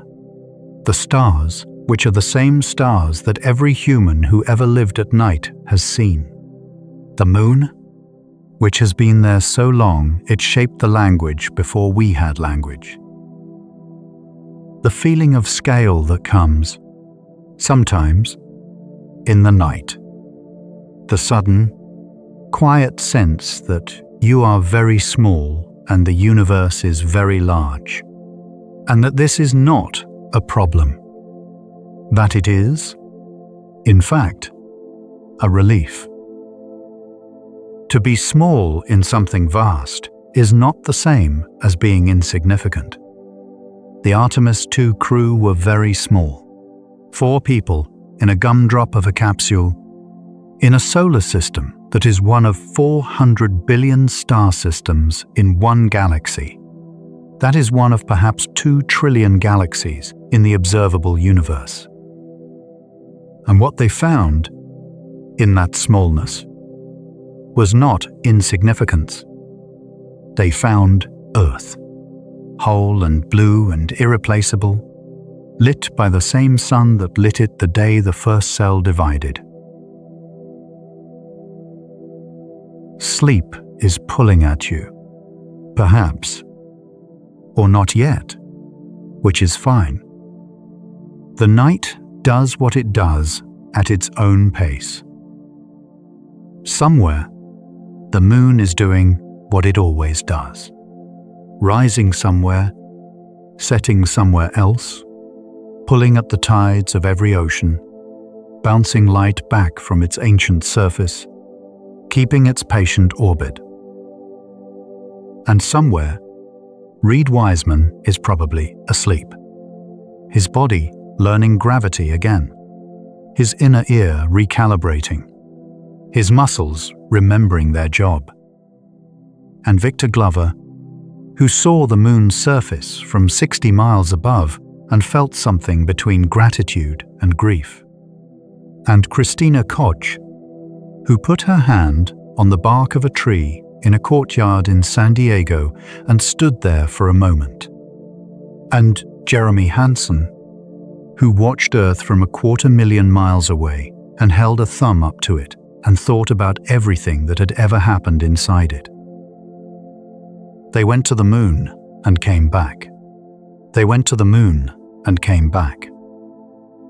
The first time since long before any of them were born. The first time since the 1970s, when the world was different and the same in all the ways the world is always different and the same. The moon was there then. It is there now. It was there before that. It will be there, diminishing by 4 centimeters a year, for longer than we can think about clearly. And tonight it is, as it has always been, catching light and sending it home. To wherever home is. For whatever is there to receive it.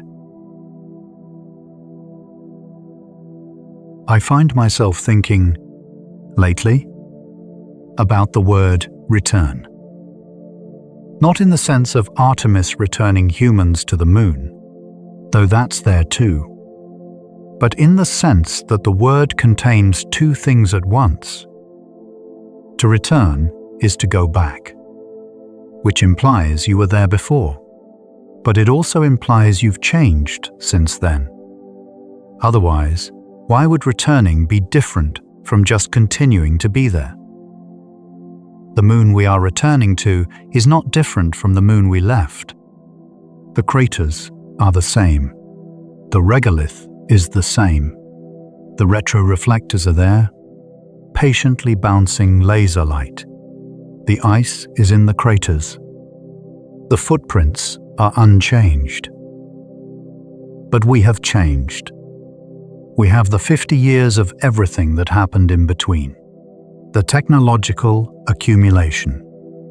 The changed politics. The changed science. The changed understanding of why the water ice is there and what it means and what can be done with it. And something harder to quantify. The knowledge that we stopped, that we went and then didn't go for half a century, and that this was a choice, and that we are now making a different choice. That awareness of the gap, what we almost were, and what we let slip, is part of what the Artemis crew carries. And what they bring back? The moon received them, let them orbit, did not do anything particular about it. The moon has no opinion.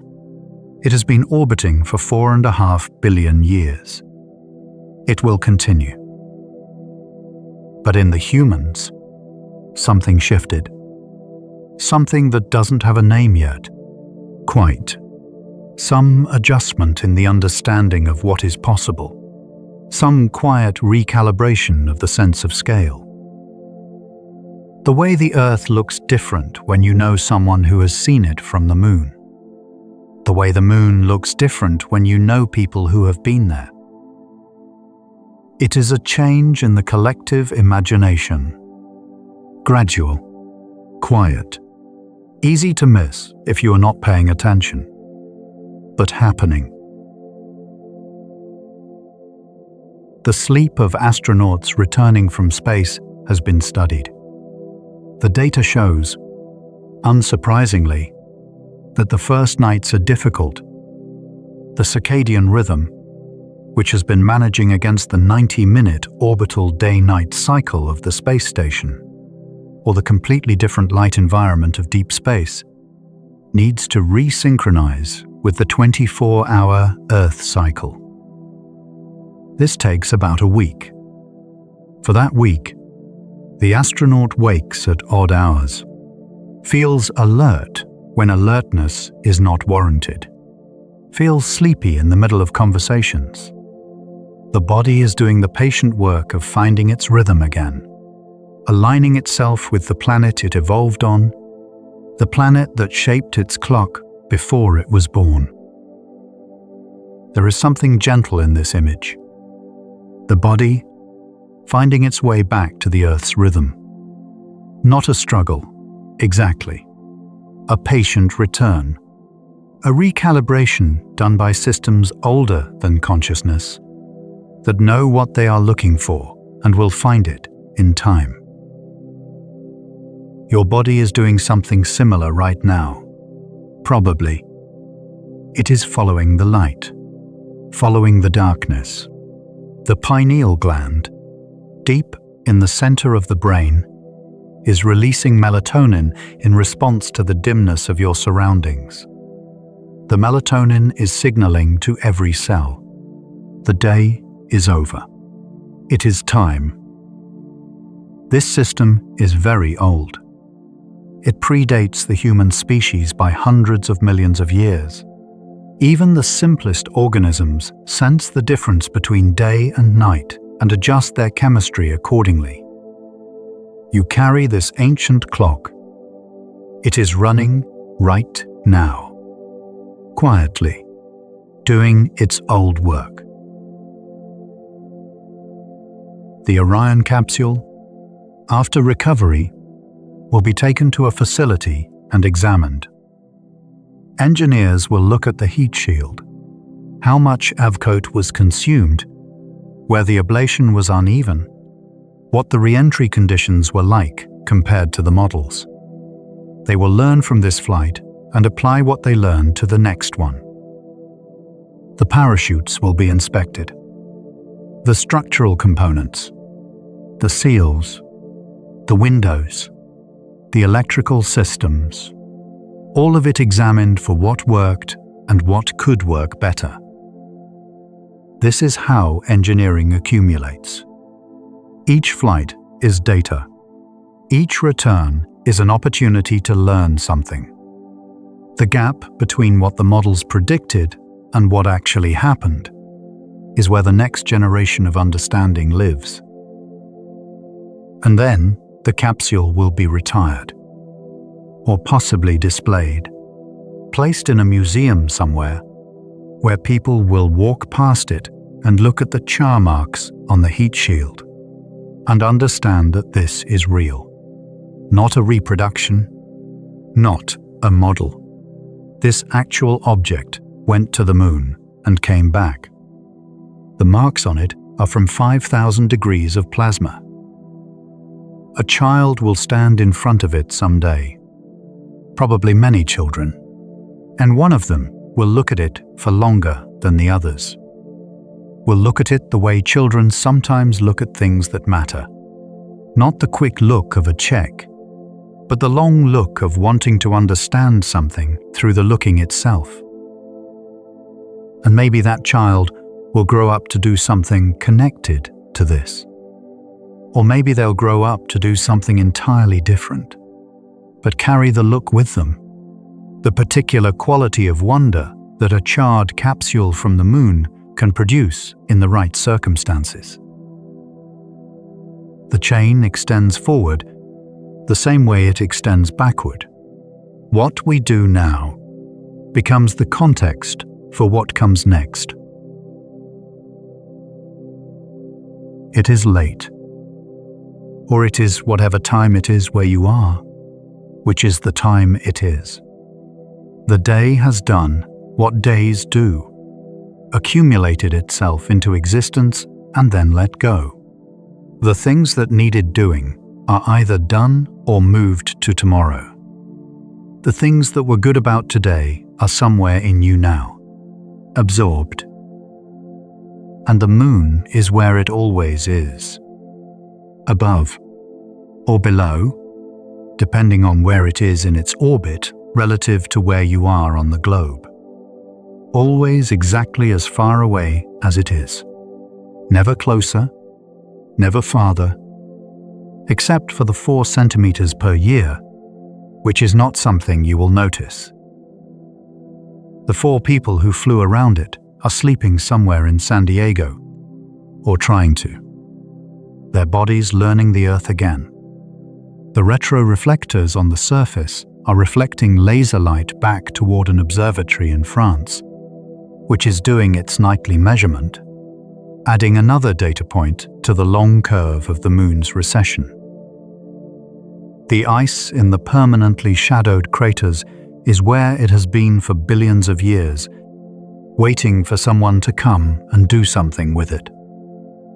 The footprints of the people who walked there are in the regolith, undisturbed, exactly as they were left. And the Earth is what it always is, a thin-skinned blue sphere of extraordinary complexity and improbability and life, doing its improbable thing, quietly, as it always has. There is a word in Japanese, tsukimi, which means moon viewing. It refers to a tradition, centuries old, of gathering on autumn evenings to look at the moon. Just look. To sit, often outside, with food and company and sometimes poetry, and to attend to the moon. Not to do anything with it, not to measure it or study it or plan a mission to it, just to look. There is a kind of intelligence in this that science does not replace. The intelligence of attention, the practice of noticing something beautiful and simply being in its presence for a moment. The Artemis astronauts did the most extreme version of tsukimi. They viewed the moon from 60 miles above its surface. But you can do a version tonight, if the moon is up, or any night, from wherever you are. The simple act of looking at a thing that has been looked at by every human being who ever lived, and who never stops being worth looking at. The mission will be studied. The data from the instruments Orion carried, the cosmic radiation dosimeters, the biological samples, the structural stress measurements, will inform the designs of future missions. The health data from the crew will go into the growing database of what long-distance spaceflight does to the human body. The navigation data will refine the models. And the intangible things, the accounts of what it felt like, the photographs, the descriptions of the far side and the Earthrise and the silence of the radio blackout. These will go into the other database, the one that has no official name, the one we call culture. What humans have experienced and passed on, what has been seen and said and written down and looked at again. The record of what it is to be alive and paying attention at a particular moment in the history of the species. This is going in there. Artemis 2 is going into the long record. The first crewed lunar mission in more than 50 years. The moment the long pause ended, the first step back. It will look different from the future.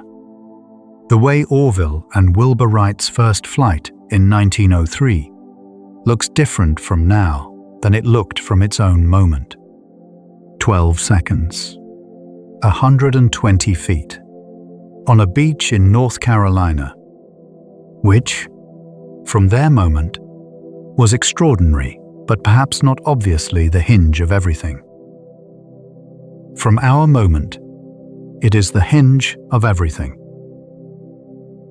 Something like that may be said, one day, about 4 people going around the moon in 2026.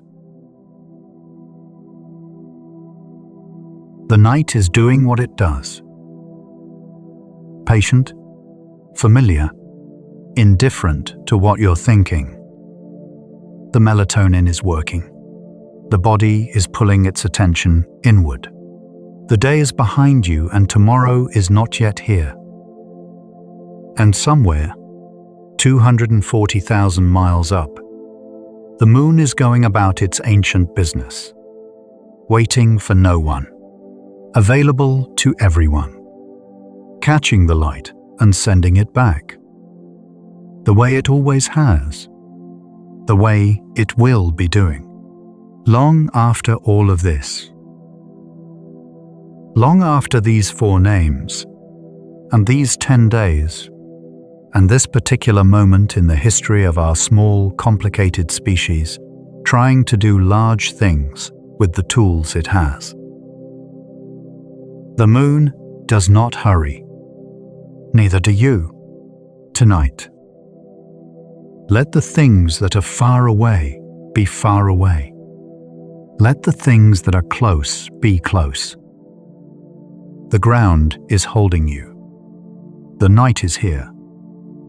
The moon is out there, or somewhere, doing what it always does. And the retro-reflectors are bouncing light. And the footprints are still there. And Christina Koch is sleeping. And the tree in the courtyard in San Diego is growing, very slowly, in the dark.